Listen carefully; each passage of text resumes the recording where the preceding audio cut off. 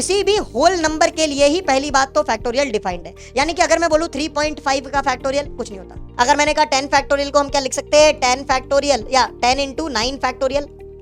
सोचो जरा, 9 फैक्टोरियल यानी 1 into 2 into 3 into 4 into 5 into 6 into 7 into 8 into 9 और फिर इंटू, तो infinite values can come over here अगर यहाँ पे 3 लिखा हुआ है तो। स्टार्टिंग फ्रॉम 3 देन 4 5 6 7 8 9 10, ताकि वो चीज डिफाइन हो। आर का वैल्यू 0 डाला तो पहला टर्म बन रहा है, देखो बोरा। आर का वैल्यू 1 डाला तो यहाँ पे 1 + 1 2, यानी सेकंड टर्म बन रहा है कि नहीं बन रहा है जब आप आर का वैल्यू 1 डालोगे, देखो जरा। हेलो बच्चों, स्वागत है आप सभी का PW प्लेटफॉर्म यानी आपका अपना प्लेटफॉर्म। मैं हूं आपका अपना अरविंद सुथार और आज हम बाइनोमियल थ्योरम की शुरुआत करने वाले हैं। बाइनोमियल थ्योरम जेई के अंदर आप अगर कोई भी पेपर उठाएंगे किसी भी साल का, तो आप एक क्वेश्चन इस चैप्टर से जरूर पाएंगे और वो क्वेश्चन बहुत इजी भी होगा। अगर मैं इस चैप्टर को दो अलग अलग पार्ट्स के अंदर देखूं, जेई मेन के पर्सपेक्टिव से देखूं, जेई एडवांस्ड के पर्सपेक्टिव से देखूं, तो जेई मेंस के अंदर मेजॉरिटी ऑफ क्वेश्चंस यानी तकरीबन 80 से 85% क्वेश्चंस बहुत ही इजी होंगे। अब जो जेई एडवांस्ड का पोर्शन होगा इस पर्टिकुलर टॉपिक का, वो थोड़ा सा बच्चों को भारी लगता है, लेकिन उसके चक्कर में मार्केट में एक हवा फैल जाती है। क्या हवा फैल जाती है कि ये बाइनोमियल चैप्टर जो है वो बड़ा कठिन सा है, और ये हवा मैं कहता हूं पूर्णतः रूप से गलत है। तो आपको अगर इस टॉपिक के ऊपर मास्टर करना है तो जो भी मैं आपको इन सेशंस के अंदर सिखाऊंगा, आप बस पूरे का पूरा उसे फॉलो करते रहिएगा। आपका एक भी ऐसा क्वेश्चन नहीं होगा जो आपसे नहीं बनेगा, ऐसी मैं कोशिश करूंगा। राइट?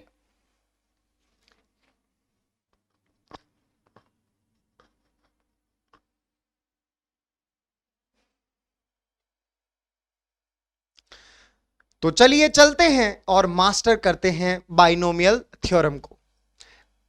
आज के इस लेक्चर के अंदर हमारा एजेंडा रहेगा सबसे पहले फैक्टोरियल को समझना।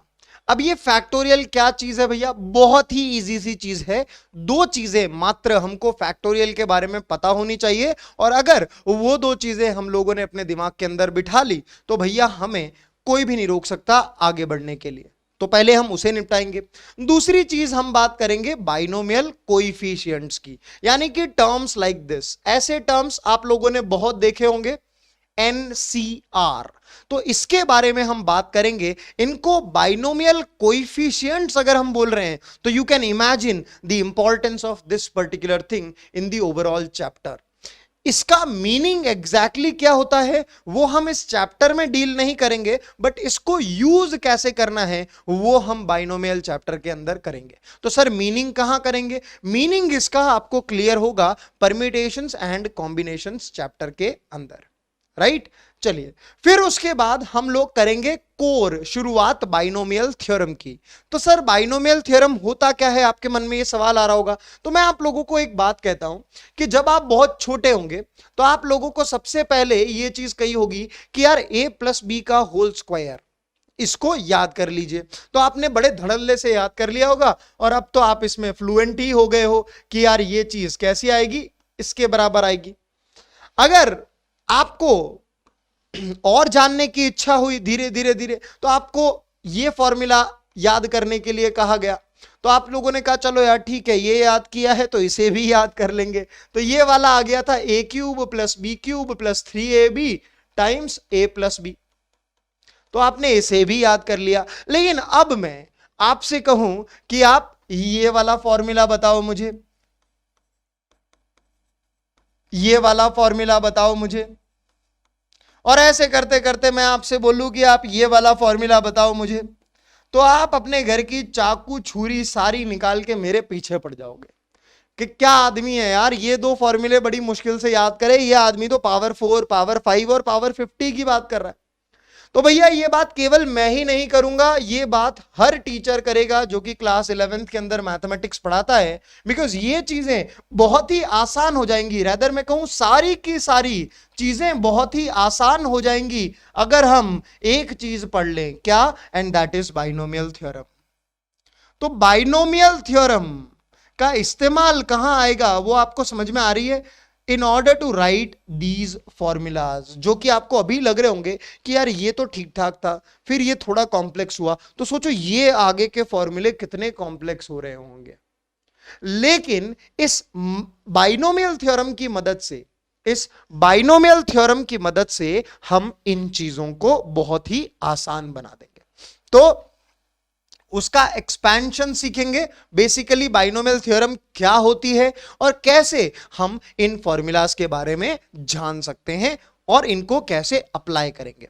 फिर जनरल टर्म के बारे में बात करेंगे। General term, sir general term तो आ गया, क्या ल्यूटिनेंट टर्म, क्या मेजर टर्म ऐसे भी आएंगे? नहीं नहीं नहीं नहीं, और कुछ नहीं आएगा। जनरल टर्म बहुत इंपॉर्टेंट है भाई। जिसको जनरल टर्म लिखना आ गया वो तकरीबन 60 से 70% of the JEE mains questions बड़े आसानी से कर जाएगा। और ये चीज पता है केवल वन लाइनर चीज है। जिसको जनरल टर्म लिखना आ गया वो 60 से 70% जेईई मेंस के क्वेश्चंस बड़े आसानी से कर जाएगा। पहली बात तो ये, और दूसरी बात ये एक वन लाइनर चीज है जो कि बहुत ज्यादा आसान है। तो जितनी भी ये सारी चीजें होंगी हम एंड में उनके ऊपर प्रॉब्लम्स भी करेंगे। तो चलिए शुरुआत करते हैं आज के इस टॉपिक की और मचाते हैं। सबसे पहले हम बात करते हैं किसकी? फैक्टोरियल की। तो फैक्टोरियल क्या है? It is an operator which is used for simple representation of multiplication. यानी कि मल्टीप्लीकेशन को ही रिप्रेजेंट करने का एक तरीका है फैक्टोरियल। बेसिकली मैं तो कहता हूं factorial is nothing but the work of laziness. आलसी लोगों का काम है। मुझे पता है कि बहुत सारे लोग जो बैठे हैं वो यहां पर थोड़े से जुगाड़ू किस्म के जरूर होंगे, है ना, कि भैया कोई बड़ी सी चीज लिखनी पड़ रही है तो भैया चैटिंग का जमाना है आजकल, बिकॉज जो है वो BCOZ हो चुका है ना, तो शॉर्ट फॉर्म्स हमें पसंद है, isn't it? और ये फैक्टोरियल भी वैसी ही कोई चीज है भैया। तो देखिएगा जरा फैक्टोरियल है क्या। सबसे पहली बात, अगर मैं आप लोगों से कहूं कि 1 इंटू 2 इंटू 3 ये चीज आप मल्टीप्लाई इसको कर सकते हो? जी सर बिल्कुल कर सकते हैं। इसकी वैल्यू कितनी आती है? सर इसकी वैल्यू जो आती है वो 6 आती है। 1 इंटू 2 इंटू 3 6 आता है। मैंने कहा ठीक है। अगर मैं कहूं 1 इंटू 2 इंटू 3 इंटू 4 तो आप मुझे कह दोगे कितना हो जाएगा सर? सर ये हो जाएगा 24। मैंने कहा ठीक है 1 इंटू 2 इंटू 3 इंटू 4 इंटू 5 ये कितना हो जाएगा? आप मुझे कह दोगे मल्टीप्लाई करके कि सर ये 120 हो जाएगा। फिर मैं और आगे बढ़ा 1 into 2 into 3 into 4 into 5 into 6 कितना हो जाएगा? ये हो जाएगा भैया कितना? 720। अब मैं और आगे बढ़ जाऊं 1 into 2 into 3 into 4 into 5 into 6 into 7, आप मेरा थोड़ा थोड़ा गला पकड़ने के लिए पीछे पड़ जाओगे कि सर ये तो इतना बड़ा नंबर आ गया, आप 7 से और मल्टीप्लाई करेंगे और बड़ा नंबर आएगा। फिर सर कहीं आपने गलती से पूछ लिया 1 into 2 into 3 into 4 into 5 into 6 into 7 into 8 तो और बड़ा आ जाएगा। फिर सर आपने बोल दिया 1 into 2 into 3 into 4 into 5 into 6 into 7 into 8 into 9 into 10 into 11 into 12। Sir पागल हो जाएंगे। मैं क्या, कोई बात नहीं, थांबा। ये जो चीज लिखी हुई है ना 1 इंटू 2 इंटू 3, इसको आप लिख सकते हो शॉर्ट के अंदर, पता है क्या? 3 और फिर एक्सक्लेमेटरी मार्क। जब भी कभी दिख जाए 3 इंटू एक्सक्लेमेटरी मार्क तो आप समझ जाना वो क्या है? 1 इंटू 2 इंटू 3 है। जब भी कभी आपको दिख जाए 1 इंटू 2 इंटू 3 इंटू 4 आप समझ जाना कि भैया वो क्या है? वो है 4 इंटू एक्सक्लेमेटरी मार्क। अभी एक्सक्लेमेटरी मार्क इसको अपन मैथमेटिक्स में ऐसे नहीं पढ़ेंगे 3 एक्सक्लेमेटरी मार्क 4 एक्सक्लेमेटरी मार्क, ऐसे नहीं पढ़ेंगे। We will read it as 3 factorial. कैसे रीड करेंगे हम इसको? 3 फैक्टोरियल। अच्छा, इसी चीज 3 फैक्टोरियल को लिखने का एक और तरीका है। क्या है? ऐसे करके सिंबल बनाओ और उसके अंदर 3 कर दो। या तो 3 करके एक्सक्लेमेटरी मार्क लिख दो, या फिर ऐसा सिंबल बनाओ और उसके अंदर 3 अगर लिखा हुआ है तो दोनों की दोनों चीजों का मतलब क्या है? दोनों की दोनों चीजों का मतलब है 3 फैक्टोरियल। समझ में आ गई बात? तो भैया 1 इंटू 2 इंटू 3 इंटू 4 क्या हो गया? Accordingly 4 factorial. 4 एक्सक्लेमेटरी मार्क लिख दो या भले ही ऐसा लिख दो। ये चीज क्या हो गई? 5 एक्सक्लेमेटरी मार्क लिख दो या फिर ऐसा सिंबल लगा के 5 लिख दो। इस चीज को भले ही आप 6 एक्सक्लेमेटरी मार्क लिख दो या फिर भैया ऐसा लिख दो। इस चीज को आप भले ही ऐसा लिख दो या फिर ऐसा लिख दो, एक ही बात है। समझ में आ रही है बात? इतनी बड़ी चीज नहीं लिखनी थी, इसीलिए फैक्टोरियल का एक नोटेशन लेके आए हैं। 1 into 2 into 3 into 4 into 5 into 6 into 7। इतनी बड़ी चीज लिखे, या फिर 7 एक्सक्लेमेटरी मार्क लिखें, या फिर ये वाला सिंबल और 7 लिखें, तो एक ही बात होगी। और इसको रीड कैसे करते हैं? 7 फैक्टोरियल। समझ में आ गई बात एवरीवन? किसी को कोई प्रॉब्लम? अगर मैं आपको बोलूं कि 1 से लेकर के 50 जितने भी नेचुरल नंबर्स आते हैं सभी का प्रोडक्ट शॉर्ट में लिखो। 1 into 2 into 3 into 4 into 5 into 6 into 7 into and so on till 49 into 50। इतना बड़ा लिखने की बजाय आप क्या लिख दोगे? 50 एक्सक्लेमेटरी मार्क, यानी 50 फैक्टोरियल हो गया वो। समझ में आ गई बात? इतनी क्लियर है सारे के सारे बच्चों को? तो सर ये इससे छोटे के लिए नहीं होगा क्या? होता है बिल्कुल। देखिएगा जरा, अगर मैं बोल रहा हूं 1 इंटू 2, तो ये चीज कितनी हो जाती है? ये चीज हो जाती है 2 फैक्टोरियल, या फिर इसी को बोल सकते हैं ऐसा। अच्छा, इससे छोटी चीज और सर? तो मैंने कहा हाँ वो भी पॉसिबल है। देखो जरा, अगर केवल 1 लिखा है तो उसका मतलब क्या हो गया? केवल 1 लिखा है तो उसका मतलब हो गया 1 फैक्टोरियल, या फिर इसी को ऐसा लिखा जा सकता है, सॉरी 1। तो ये वाला वैल्यू कितना हो गया? ये वाला वैल्यू सर 1 हो गया, और ये वाला वैल्यू कितना हो गया? ये वाला वैल्यू 2 हो गया। हाँ या ना एवरीवन? किसी को कोई आपत्ति इसके अंदर? तो 1, केवल अकेला 1 लिखा हुआ है तो वही 1 फैक्टोरियल है। 2 फैक्टोरियल का मतलब 1 इंटू 2, 3 फैक्टोरियल का मतलब 1 इंटू 2 इंटू 3, 4 फैक्टोरियल का मतलब 1 इंटू 2 इंटू 3 इंटू 4, 5 फैक्टोरियल का मतलब 1 into 2 into 3 into 4 into 5, 6 factorial का 1 into 2 into 3 into 4 into 5 into 6, 7 factorial का 1 into 2 into and so on. समझ में आ गया मीनिंग क्या है बेसिकली? किसी को कोई आपत्ति मेरे ख्याल से नहीं होनी चाहिए। तो ये जो इतने फैक्टोरियल के वैल्यूज मैंने लिखे हैं ना, आपको याद होने चाहिए। 6 फैक्टोरियल तक के वैल्यूज आपको याद होने चाहिए कि 6 फैक्टोरियल का वैल्यू इज 720, और 6 फैक्टोरियल का मीनिंग क्या हो गया? 1 into 2 into 3 into 4 into 5 into 6। 5 factorial का वैल्यू पता होना चाहिए 120, 4 फैक्टोरियल का वैल्यू पता होना चाहिए 24 एंड सो ऑन। यहां तक के फैक्टोरियल वैल्यूज आपको बहुत फ्रीक्वेंटली यूज में आएंगे ऊपर वाले। क्लियर है सारे के सारे बच्चे? अच्छा, एक मैं यहां पर जनरलाइजेशन कर रहा हूं, समझिएगा जरा। ये जो फैक्टोरियल है ना, ये किसके लिए डिफाइन है? सबसे पहले तो it is defined for any whole number. Whole number क्या होता है? 0, 1, 2, 3, 4, 5 एंड सो ऑन।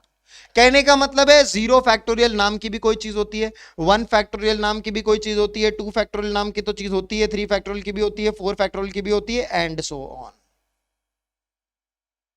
अच्छा, ये तो हमने देखा 1 फैक्टोरियल कितना होता है? 1, इसका वैल्यू भी 1 ही हो गया। 2 फैक्टोरियल कितना होता है? 1 इंटू 2, इसका वैल्यू कितना हो गया? 2। 3 फैक्टोरियल कितना होता है? 1 इंटू 2 इंटू 3, इसका वैल्यू कितना होता है? 6। 4 फैक्टोरियल कितना होता है? 1 इंटू 2 इंटू 3 इंटू 4, इसका वैल्यू कितना होता है? 24 एंड सो ऑन। लेकिन ये जो 0 फैक्टोरियल है ना भाई साहब, 0 फैक्टोरियल, इसका वैल्यू होता है 1। अब सर ये 1 कैसे आया? ये तो लॉजिक समझ में नहीं आया। तो लॉजिक मैंने बताया भी नहीं। क्यों नहीं बताया मैंने logic? Because we will discuss this in P and C. यहां पे हमारे को इसका कोई काम नहीं है। तो जब हम परमिटेशंस एंड कॉम्बिनेशंस चैप्टर करेंगे तब हम जानेंगे कि 0 फैक्टोरियल का वैल्यू 1 क्यों होता है। अभी हम इसको याद कर लेंगे तो भी हमारा काम हो जाएगा। समझ में आ गई बात? क्या करना है? अभी याद कर लेना है ये 1 क्यों होता है, आगे पढ़ेंगे। 1 factorial, 2 factorial, 3 factorial, 4 factorial, 5 factorial, 6 factorial, 7 factorial, 8, 9, 10 factorial, 11 factorial, 12 factorial. ये चीजें हम लोगों को क्लियर होनी चाहिए, जो कि मेरे ख्याल से आप लोगों को हो गई होगी। किसी को कोई आपत्ति? तो अगर मैं इसी चीज को जनरलाइज करना चाहता हूं तो देखिए जरा, अगर मैं आर फैक्टोरियल कभी भी लिखना चाहता हूं तो इस आर फैक्टोरियल का मतलब क्या है? 1 into 2 into 3 into 4 into 5 into 6 into and so on till r तक का मल्टीप्लीकेशन। क्योंकि 7 फैक्टोरियल का मतलब था 1 से लेकर के 7 जितने भी नेचुरल नंबर्स आ रहे हैं सभी का मल्टीप्लीकेशन। 6 फैक्टोरियल था 1 से लेकर के 6 सभी नेचुरल नंबर्स का प्रोडक्ट। 5 फैक्टोरियल था 1 से लेकर के 5 सभी का प्रोडक्ट नेचुरल नंबर्स का। 4 यानी 4 फैक्टोरियल यानी 1 से लेकर के 4 जितने भी नेचुरल नंबर्स आते हैं सभी का प्रोडक्ट एंड सो ऑन। कहानी समझ में आती है? तो what am I telling you कि किसी भी होल नंबर के लिए ही पहली बात तो फैक्टोरियल डिफाइंड है। यानी कि अगर मैं बोलूं 3.5 का फैक्टोरियल, कुछ नहीं होता। समझ में आ गई बात? ये नहीं होता। समझ में आ गई बात? हमारे जेई के अंदर यही होता है कि फैक्टोरियल किसी का लिख रहे हैं तो वो एक होल नंबर होना चाहिए।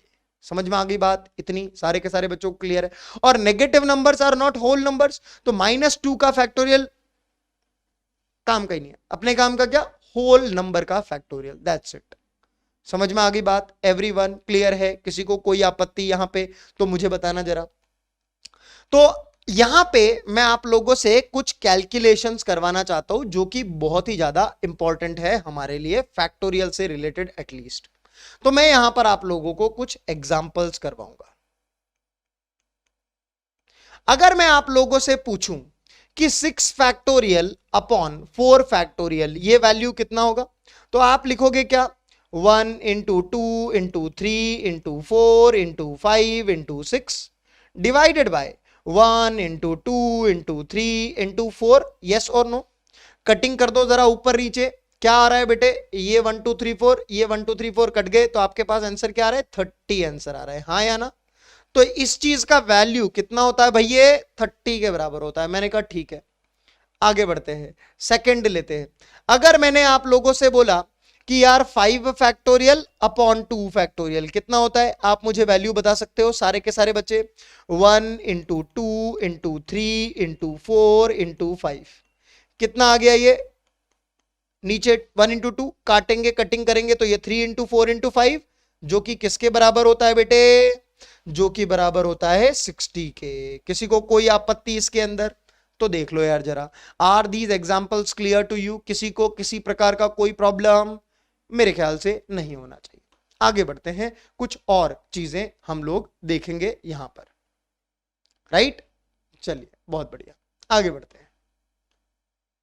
तो जैसा कि मैंने आप लोगों को बताया, क्या बताया कि the value of 0 factorial is defined as 1। अभी हम याद कर लेंगे, हमारा काम हो जाएगा।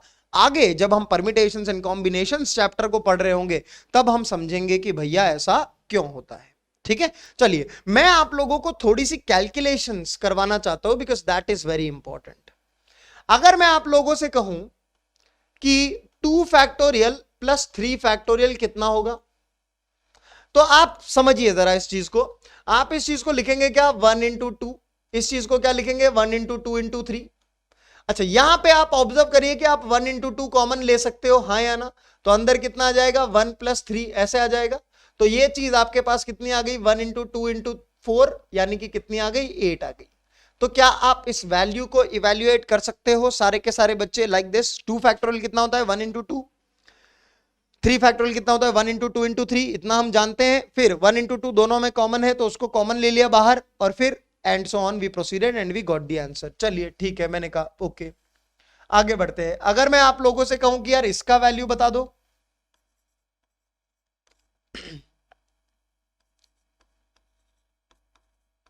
तो इसका वैल्यू कैसे बता देंगे? बच्चे बोलेंगे सर कि 1 इंटू 2 इंटू 3 में से माइनस करना है 1 इंटू 2, तो 1 इंटू 2 तो मैंने कॉमन ले लिया, अंदर बचा क्या? 3 माइनस 1, तो ये कितना आ गया? 1 इंटू 2 इंटू 2 कितना आ गया? ये आंसर 4 आ गया। किसी को कोई आपत्ति इसके अंदर? अब कुछ बच्चे इसके अंदर गड़बड़ करते हैं। क्या गड़बड़ करते हैं? वो बोलते हैं कि सर मैंने ना फैक्टोरियल कॉमन ले लिया ऐसे, तो ये आ गया सर 5 फैक्टोरियल, और 5 फैक्टोरियल होता है sir 1 into 2 into 3 into 4 into 5।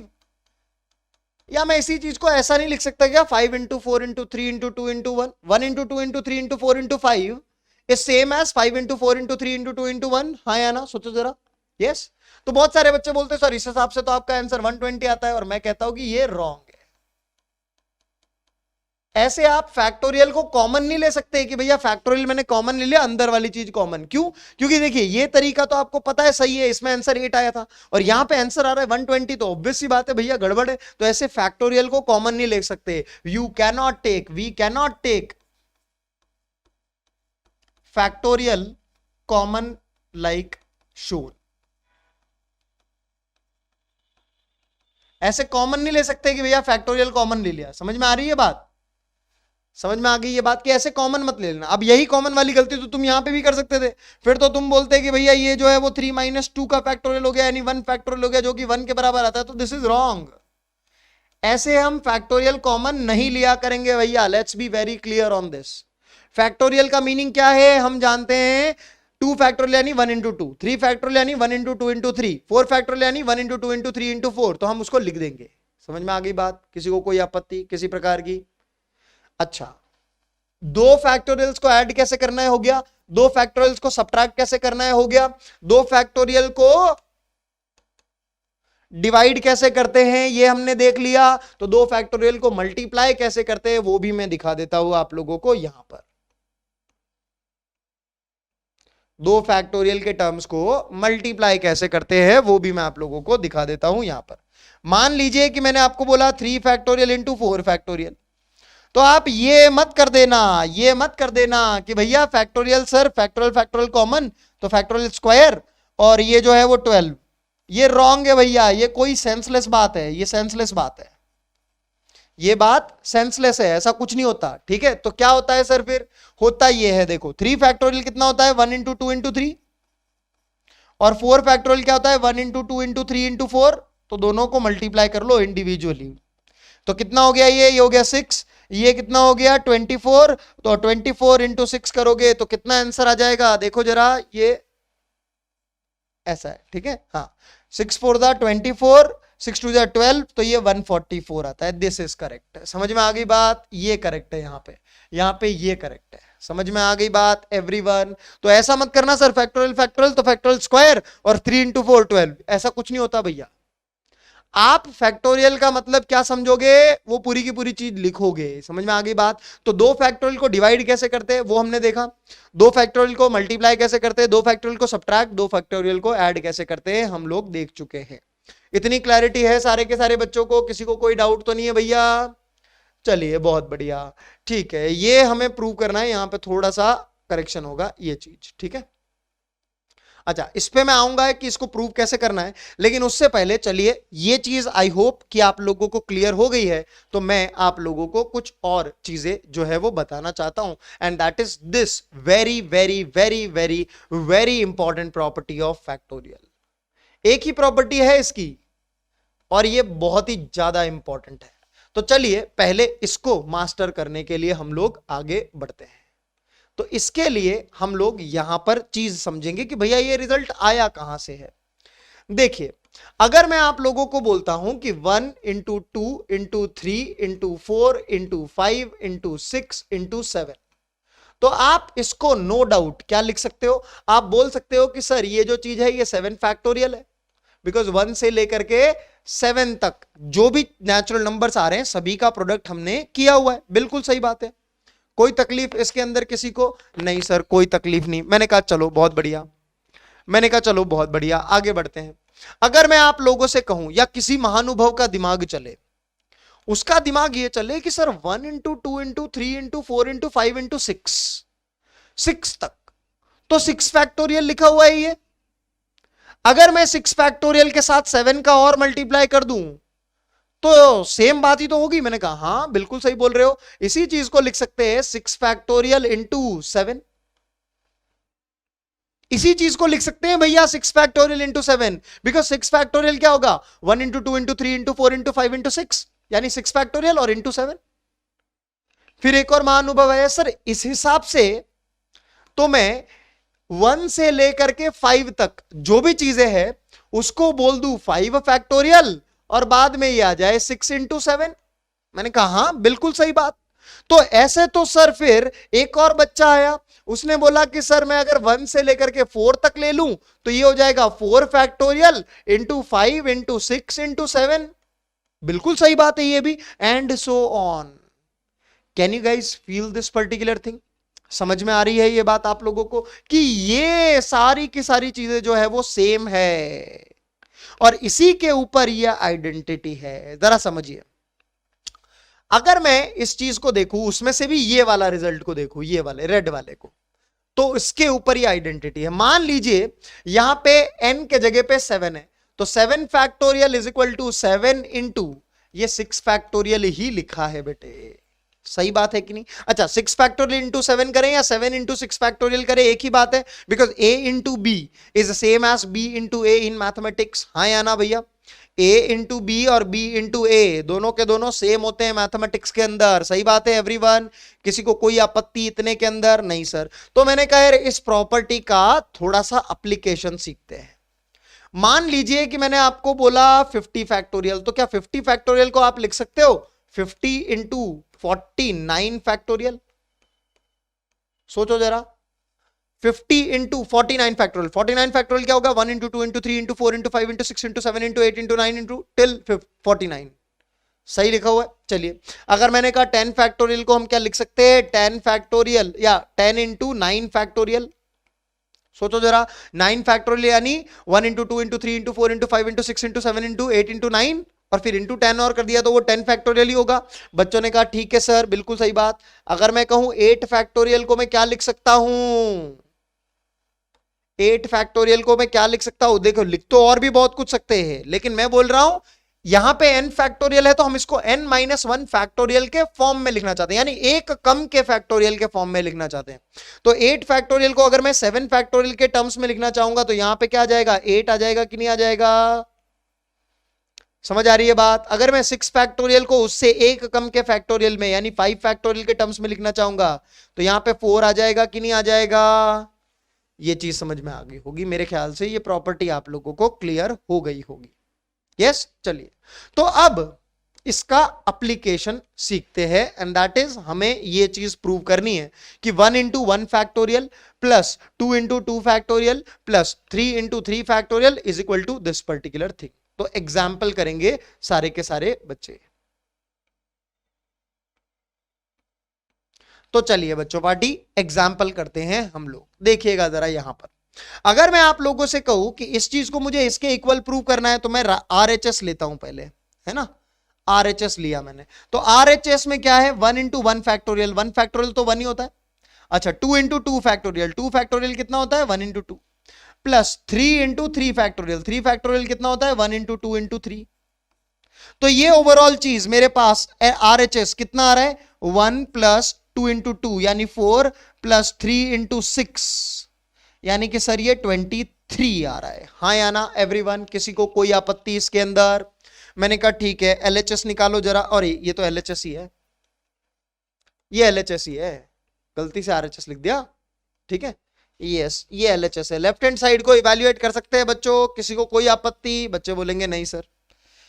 RHS को इवैल्यूएट करते हैं। RHS कितना है सर? 4 factorial minus 1। तो मैंने कहा 4 फैक्टोरियल कितना होता है? 1 इंटू 2 इंटू 3 इंटू 4, उसमें से -1 करना है। तो ये कितना आ गया? 24 माइनस 1 यानी कि 23 आ गया। LHS equal to RHS, hence proved. समझ में आ गई बात एवरीवन? किसी को कोई आपत्ति? अब आप बड़े खुश हो जाओ कि LHS is equal to RHS, hence proved भैया। तो ये मैंने आपको मेथड 1 बताया है। आपको समझ में आ गई बात कि सर हाँ LHS is equal to RHS आ गया, यानी कि हाँ अपनी जो चीज लिखी हुई है वो करेक्ट लिखी हुई है। क्लियर है भैया ये चीज? चलिए अभी यहां पे जो प्रॉब्लम है ना, वहां पे देखिए कितने छोटे छोटे फैक्टोरियल्स हैं। 3 इंटू 3 फैक्टोरियल, 3 फैक्टोरियल तक ही गए या फिर 4 फैक्टोरियल तक ही गए क्वेश्चन में। अगर यही प्रॉब्लम मान लीजिए मुझसे ऐसा पूछता, यही प्रॉब्लम मान लीजिए मुझसे थोड़ा सा ऐसा अगर पूछता, क्या पूछता? Find the value of, find the value of 1 into 1 factorial plus 2 into 2 factorial plus 3 into 3 factorial and so on plus 50 into 50 factorial. तो आप क्या करते हैं? दो चॉइसेस हो सकती है, या तो आप क्वेश्चन छोड़ देते है ना, दो चॉइसेस हो सकती है, या तो आप क्वेश्चन छोड़ देते या आप सोचते कि भैया इसको किसी और तरीके से करना पड़ेगा, क्योंकि ठीक है 3 फैक्टोरियल छोटा ही है, 4 फैक्टोरियल आगे आएगा छोटा ही है, 5 फैक्टोरियल भी आएगा, ठीक है याद कर लूंगा, 6 फैक्टोरियल सर ने बोला था याद कर लेना 6 फैक्टोरियल तक, लेकिन सर 7 फैक्टोरियल, 8 फैक्टोरियल, 9 फैक्टोरियल, जब ये टर्म्स आएंगे वो तो कितने बड़े बड़े टर्म्स हैं। और इमेजिन 50 फैक्टोरियल कितना बड़ा टर्म होगा, 1 into 2 into 3 into 4 into 5 into 6 into 7 into 8 into 9 into 10 into 11 into 50। पागल हो जाएंगे अगर एक एक की वैल्यू लिखेंगे तो कुछ और करना पड़ेगा। तो देखिए यहां पर हम जिस चीज का यूज करते हैं वो है सीक्वेंस एंड सीरीज। क्या आप लोगों ने सीक्वेंस एंड सीरीज थोड़ी बहुत पढ़ी है? समेशन निकालने की चीजें, यस सर थोड़ी बहुत जरूर पढ़ी होंगी, हर किसी बच्चे ने पढ़ी होंगी। तो यहां पर भी मुझे समेशन निकालना है तो मुझे सीक्वेंस एंड सीरीज की याद आ जानी चाहिए। मैंने कहा ठीक है। अगर मैं आप लोगों से कहता हूं कि सीक्वेंस एंड सीरीज में हमने एक चीज सीखी थी कि भैया जब भी कभी इतना बड़ा क्वेश्चन आए तो लेजीनेस का काम होता है ये कि इसको छोटा लिख दीजिए, यानी सिग्मा को इंट्रोड्यूस कर दीजिए। अगर मैं इसी प्रॉब्लम को सिग्मा में लिखना चाहता हूं तो कैसे लिखूंगा? सिग्मा की मदद से लिखना चाहता हूं तो सोचेंगे जरा सारे के सारे बच्चे, यानी मैं कहूं इसका जनरल टर्म कैसे लिखा जाएगा, तो कैन यू गाइस फील कि यार जनरल टर्म को मैं लिख सकता हूं r इंटू आर फैक्टोरियल, जहां पर r जो है वो 1 से लेकर के 50 तक जाएगा। अगर r 1 हुआ तो देखिए 1 इंटू 1 फैक्टोरियल, अगर r 2 हुआ तो देखिए 2 इंटू 2 फैक्टोरियल, अगर r 3 हुआ तो 3 into 3 factorial and so on till 50। यही है आपका प्रॉब्लम। अगर मैं कहता हूं कि इस r के साथ अगर आप थोड़ी सी छेड़ाछाड़ी कर दो ना तो आपका काम बन जाएगा। क्यों कर दो छेड़ाछाड़ी? देखिएगा जरा, और कैसी छेड़ाछाड़ी उसे भी समझिएगा। अगर मैं इसी प्रॉब्लम को लिख दूं r plus 1 minus 1 into r factorial, तो मैंने क्वेश्चन के अंदर कोई चेंज किया क्या? कोई चेंज नहीं किया। देखो जरा क्वेश्चन अभी भी सेम है, 1 और माइनस 1 काट दोगे तो r इंटू आर फैक्टोरियल ही आ रहा है। मैंने कहा आप एक काम करो, इस r प्लस 1 के साथ इस r फैक्टोरियल को मल्टीप्लाई कर दो एक बारी। तो आपने कहा ठीक है सर आप बोल रहे हो तो कर देता हूं। तो यह आ गया r plus 1 into r factorial, और इस माइनस के about minus 1 into r factorial ऐसा आ जाएगा, और इसको मैं पूरे एक ब्रैकेट के अंदर बंद कर दे रहा हूं। अभी भी प्रॉब्लम के अंदर कोई चेंज हुआ क्या बेटे? आप कहोगे नहीं सर नहीं हुआ। मैंने ऐसा क्यों किया, इसकी फीलिंग शायद अब कुछ बच्चों को जरूर आ रही होगी। क्या फीलिंग आ रही है जब ये चीज देखते हो? तो आपको क्या फीलिंग आती है? सोचो जरा, सारे के सारे बच्चे सोचो। आर फैक्टोरियल क्या होगा? 1 into 2 into 3 into 4 into 5 into 6 into till r, जो भी होगा, इंटू आर प्लस 1 लिखा हुआ है यहां पे। तो इस चीज को आप क्या सोच सकते हो? सोचो जरा। जैसे अगर मैं आपको बोलता हूं कि ये चीज ऐसी है 7 इंटू 6 फैक्टोरियल, बेसिकली जो भी फैक्टोरियल यहां लिखा है उसका एक ज्यादा नंबर यहां पे लिखा हुआ है, ये वैसी चीज है ये वाली। तो इस चीज को हम क्या लिख सकते थे? 7 फैक्टोरियल। तो जरा कोशिश करो कि यहां पर ये जो चीज लिखी हुई है उसको मैं क्या लिख सकता हूं। थोड़ा सा सोचो, थोड़ा सा सोचो। I want you guys to think on your own. कितना आएगा? सर इस चीज को तो मैं r प्लस 1 का फैक्टोरियल लिख सकता हूं। सोचो जरा, सोचो सोचो सोचो सोचो सोचो, वेरिएबल्स के साथ थोड़ा डील करना सीखो। सोचो सोचो खुद से। यस, जब मैं 7 इंटू 6 फैक्टोरियल को 7 फैक्टोरियल लिख सकता हूं, यानी ये जो बड़ा वाला नंबर है उसका फैक्टोरियल हो जाता है, तो r plus 1 into r factorial को भी तो r प्लस 1 का फैक्टोरियल लिखूंगा। सही बात है कि नहीं है? चलो ठीक है, मैंने कहा ओके, माइनस आर फैक्टोरियल ऐसा आ गया ये। अब मैं थोड़ी देर के लिए कहता हूं कि इन ब्रैकेट को इसको और इसको उड़ा दो, ये तो मैंने इसलिए लिखाया था ताकि आप समझ जाओ। तो ये चीज आ रही है, हाँ या ना बच्चों? सारे के सारे बच्चे ये चीज क्लियर है आप लोगों को? तो देखिए जरा, अब आप r इज इक्वल टू 1 डालोगे, इसमें r इज इक्वल टू 1 डालोगे तो अंदर वाली चीज क्या बन जाएगी? 1 प्लस 1 का फैक्टोरियल, यानी 2 का फैक्टोरियल माइनस 1 का फैक्टोरियल। जब आप r इज इक्वल टू 2 डालोगे तो 2 प्लस 1 का फैक्टोरियल यानी 3 का फैक्टोरियल माइनस 2 का फैक्टोरियल। जब आप r इज इक्वल टू 3 डालोगे तो 4 का फैक्टोरियल माइनस 3 का फैक्टोरियल, एंड सो ऑन डालते जाओ। कहां तक? r इज इक्वल टू 50 तक डालते जाओ। तो ये चीज बन जाएगी 50 का फैक्टोरियल माइनस 49 का factorial. And the question is telling you कि सिग्मा करना है इसका, यानी इन सभी चीजों को ऐड करना है। तो इन सभी चीजों को अगर आप ऐड करोगे तो कैन यू गाइस फील कि कुछ कुछ टर्म्स तो अब कटने लगे हैं भैया। कौन सा कटने लगा है देखो जरा, ये 2 फैक्टोरियल और ये -2 फैक्टोरियल, ये 3 फैक्टोरियल और ये -3 फैक्टोरियल, ऐसे करके टर्म्स कटते चले जाएंगे। तो बचेगा क्या, थोड़ा सा दिमाग लगाएंगे अगेन, यहां पर थोड़ा सा सोचो क्या बचेगा। Come on, think over it, थोड़ा सा सोचो, थोड़ा सा सोचो क्या बचेगा। वीडियो को पॉज करो, थोड़ा सा सोचो, take your time. I want you guys to apply your brain on this. कितना आएगा? It will be 50 factorial -1 factorial. अब 50 फैक्टोरियल का वैल्यू तो मेरे को भी याद नहीं है, क्योंकि वो होगा 1 × 2 × 3 × 4 × 5 × 6 × 7 × 8 × till 50। इतना बड़ा मल्टीप्लीकेशन मैं भी नहीं कर सकता, तो मैं क्या करूंगा, इस आंसर को 50 फैक्टोरियल -1 पर ही छोड़ दूंगा, यही मेरा आंसर है। अब सर ये आया कैसे, तो सोचो जरा, समझो, फीलिंग करनी पड़ेगी अपने को।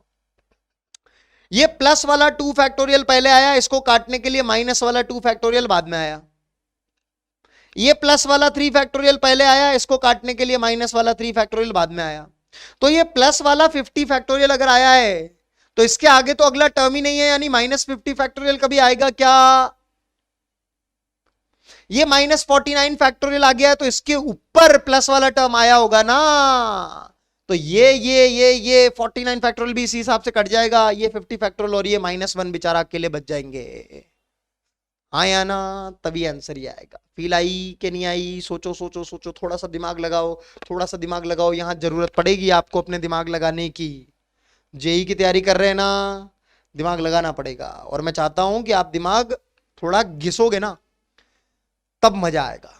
घिसना तो पड़ेगा भैया दिमाग को थोड़ा सा ना। मैं तो बता के ये क्वेश्चन में 2 सेकंड के अंदर, मतलब 10 सेकंड के अंदर, मतलब 10 सेकंड तो जल्दी हो गया, मतलब ठीक है, पर 2 मिनट के अंदर भी ये मैं क्वेश्चन को कर देता आप लोगों के लिए। और वैसे रादर मैं ये क्वेश्चन करवाता ही नहीं आपको, मैं बोलता कि चलो बेटा वो हो गया ना प्रूफ, चलो काम खत्म। लेकिन फिर भी मैंने ये क्वेश्चन करवाया because I want you guys to create things in your mind on your own. I want you guys to learn that. तो ये क्वेश्चन आप लोगों को क्लियर है कि हम ऐसा सोच सकते हैं फैक्टोरियल के क्वेश्चंस के अंदर। समझ आ गई बात? किसी को किसी प्रकार का कोई भी कंफ्यूजन मेरे ख्याल से नहीं होगा। आगे बढ़ते हैं, factorial is completed. Okay, NCR के बारे में बात करेंगे, यानी किसके बारे में बात करेंगे? Binomial coefficient. तो जरा यहां पे कुछ चीजों को समझना बेटे।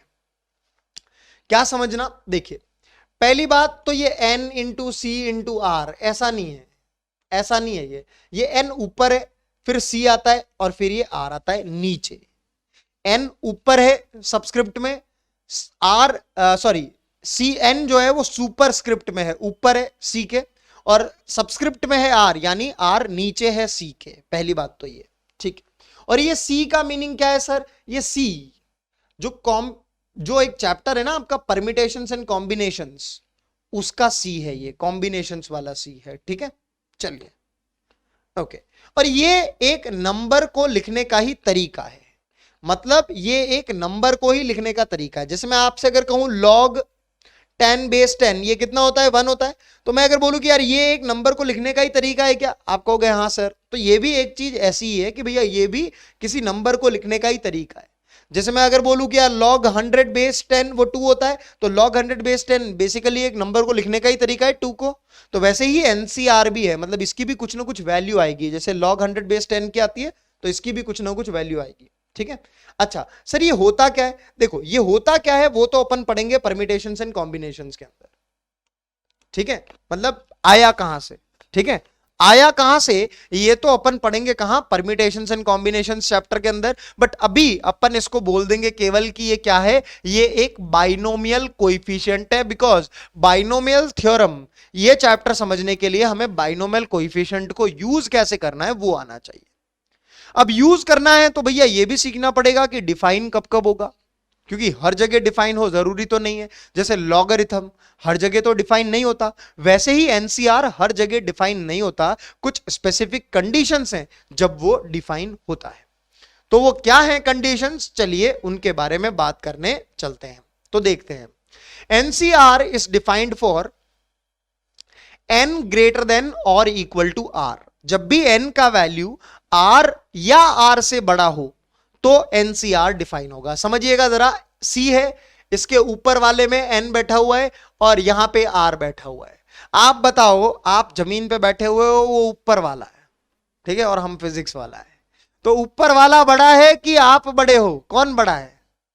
ऊपर वाला सबसे बड़ा है ना, भगवान सबसे बड़ा है। तो ये ऊपर वाले का सीन यहीं पे है। ये क्या है कि ये जो चीज है यहां पे जो भी लिखा होगा वो आर से या तो बड़ा होगा या बराबर होगा, तभी जाके ये चीज डिफाइन होगी। यानी कि एन जो है वो आर से या तो बड़ा या बराबर होना चाहिए, तभी जाके डिफाइन होगी, अदरवाइज तो डिफाइन ही नहीं होगी। अच्छा, उसमें भी जो ऊपर वाला है यानी कि एन, वो एक नेचुरल नंबर होना चाहिए। नेचुरल नंबर यानी 1 2 3 4 5 6 एंड सो ऑन। और जो नीचे लिखा है वो एक होल नंबर होना चाहिए। होल नंबर यानी 0 1 2 3 एंड सो ऑन। ये तीन चीजें हैं क्या? एन आर से या तो बड़ा या बराबर होना चाहिए, नहीं ऊपर वाला नीचे वाले से बड़ा या बराबर होना चाहिए। ऊपर वाला यानी एन एक नेचुरल नंबर होना चाहिए और नीचे वाला यानी कि आर एक होल नंबर होना चाहिए, 0 1 2 3 एंड सो ऑन। समझ में आ गई बात सारे के सारे बच्चे? तो जाके एनसीआर डिफाइन होगा। समझिएगा जरा मैं क्या बोल रहा हूं। अगर मैं आप लोगों से पूछता हूं कि यार ये चीज 7C3 ये डिफाइन होगी क्या, तो आप देखोगे कि एन के जगह पे क्या लिखा है? 7 नेचुरल नंबर है सर। ये क्या लिखा हुआ है?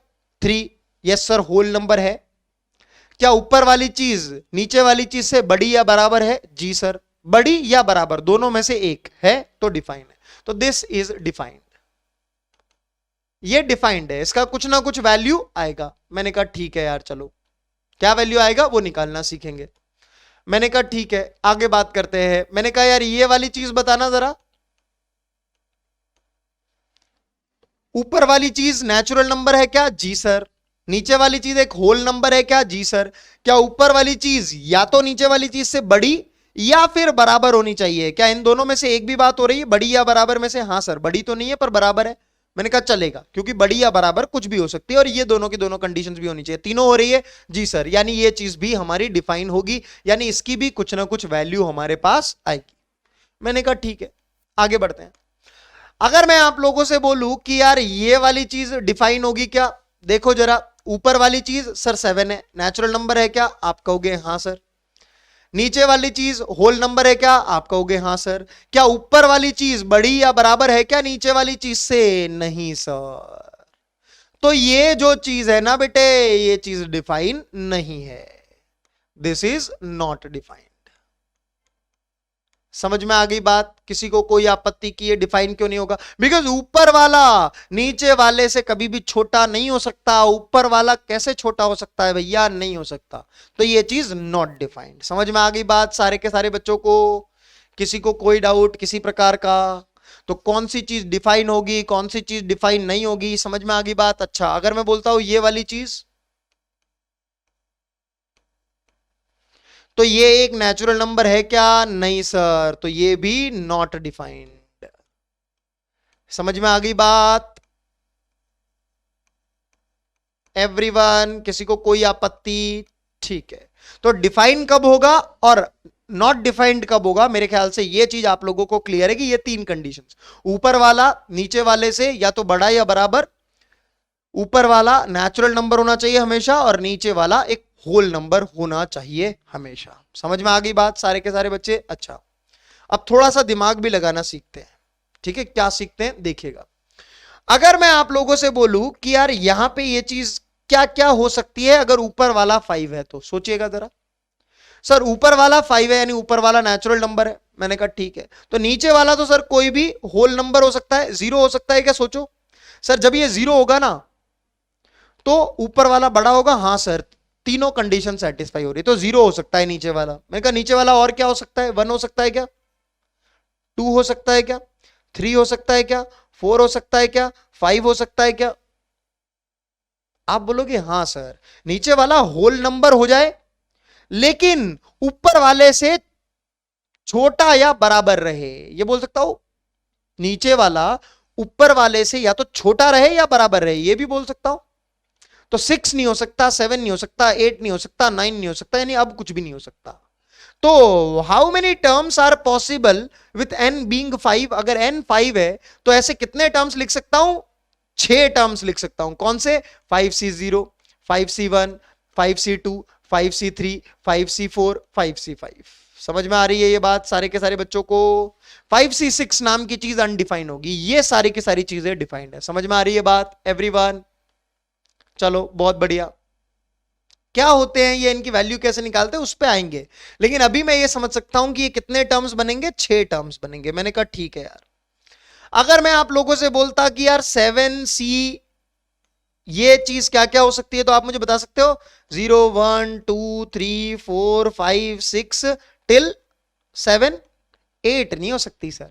तो ये कितने टर्म्स हो गए? 8 टर्म्स हो गए।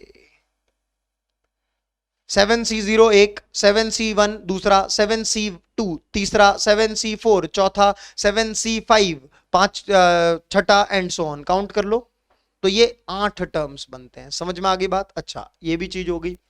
और बात कर लेते हैं आप लोगों से, जब इतनी कर ही रहे तो एक और चीज समझिएगा। अगर मैं आप लोगों से बोलूं, क्या बोलूं? ध्यान से सुनिएगा मेरी बात को। अगर मैं आप लोगों से बोलूं कि यार ये वाली वैल्यू कितनी होगी, तो मुझे बताना बेटे, है ना? या यहां पे क्या क्या पॉसिबल है ये बताना मुझे, ठीक है? यस। अगर मैं बोलूं कि यार यहां पे अगर वैल्यू 3 है तो यहां पे वैल्यू क्या क्या पॉसिबल है जरा बताओ। सर ये चीज नेचुरल नंबर होनी चाहिए, 1 हो सकता है क्या? सर 1 अगर हुआ तो ऊपर वाला छोटा हो जाएगा नीचे वाला से, नहीं चलेगा। 2 हो सकता है क्या? 3 हो सकता है क्या? तो ये चीज 3 हो सकती है। अच्छा और आगे बढ़ते हैं। 4, सर ऊपर वाला बड़ा तो हो ही सकता है नीचे वाले से और नेचुरल नंबर होना चाहिए। तो सर आगे तो अब तो infinite values can come over here अगर यहां पे 3 लिखा हुआ है तो। स्टार्टिंग फ्रॉम 3 देन 4 5 6 7 8 9 10, ताकि वो चीज डिफाइन हो। ये चीज समझ में आ जाती है सारे के सारे बच्चों को? किसी को कोई दिक्कत किसी प्रकार की मेरे ख्याल से नहीं होनी चाहिए। समझ में आ गई बात? चलिए आगे बढ़ते हैं। अब हमने देख लिया कि भैया कब डिफाइन होगा कब डिफाइन नहीं होगा पहले। दूसरा हमने देख लिया कि अगर n की वैल्यू दी हुई है तो c की r की वैल्यू क्या क्या हो सकती है ताकि ये चीज डिफाइन हो। फिर हमने देखा कि अगर r की वैल्यू दी हुई है तो n की वैल्यूज क्या क्या हो सकती है ताकि ये जो चीज है NCR ये डिफाइन हो। तो अब NCR का फॉर्मूला क्या है वो भी पढ़ ही लेते हैं। तो मैंने कहा चलो NCR का फॉर्मूला पढ़ते हैं। ये होता है इसका फॉर्मूला। कहां से आता है वो हम परमिटेशंस एंड कॉम्बिनेशंस के अंदर पढ़ेंगे, as I told you earlier as well. लेकिन यहां पर उसको याद कैसे करना है, उसको यूज कैसे करना है वो सीखेंगे हम। तो समझिएगा जरा याद कैसे करना है। NCR ऊपर क्या लिखा हुआ है n, तो हम यहां पे ऊपर लिख देंगे n फैक्टोरियल। नीचे क्या लिखा हुआ है r, तो हम यहां पे लिख देंगे r फैक्टोरियल। फिर इसका और इसका डिफरेंस कितना होगा, इसमें से इसको घटाओ, ऊपर वाले में से नीचे वाले को घटाओ, कितना डिफरेंस हो गया? n minus r. तो जो भी ये डिफरेंस आएगा ना उसका फैक्टोरियल हम यहां नीचे लिख देंगे। ये चीज, दैट्स इट। ये फॉर्मूला याद करने का तरीका हो गया। समझ में आ गई बात? अच्छा हम ये भी तो बोल सकते थे, हम ये भी तो बोल सकते थे कि इस नंबर का सम, अंदर वाला फैक्टोरियल नहीं बोल रहा, अंदर वाला फैक्टोरियल के अंदर वाला, और इस नंबर का सम कितना आएगा? n आएगा कि नहीं आएगा? ये भी बोल सकते थे। जी सर ऐसा भी बोल सकते थे। ठीक है, फॉर्मूला याद करने की ट्रिक मैंने आप लोगों को बता दी है, तो मेरे ख्याल से आप लोगों को ये फॉर्मूला अब बड़े आसानी से याद हो गया होगा। वैसे बहुत सारे बच्चों को पहले से आता भी होगा, right? I am assuming that. ठीक है चलिए आगे बढ़ते हैं। अगर मैं आप लोगों से बोलूं कि यार इस फॉर्मूले का यूज करके आप ये सारी की सारी वैल्यूज लिख सकते हो, तो आप एप्लीकेशन ऑफ फॉर्मूला सीखिए जरा। जो भी ऊपर लिखा हुआ है उसका फैक्टोरियल, तो यहां पे मैंने लिख दिया 7 फैक्टोरियल। जो भी नीचे लिखा हुआ है उसका फैक्टोरियल, तो यहां पे लिख दिया 3 फैक्टोरियल। अच्छा 7 माइनस 3 कितना होता है? 4, तो यहां पे लिखूंगा 4 फैक्टोरियल। सिमिलरली हम आगे बढ़ेंगे 5c5 का वैल्यू इवेल्युएट करने के लिए भी, तो बढ़ो जरा थोड़ा सा आगे।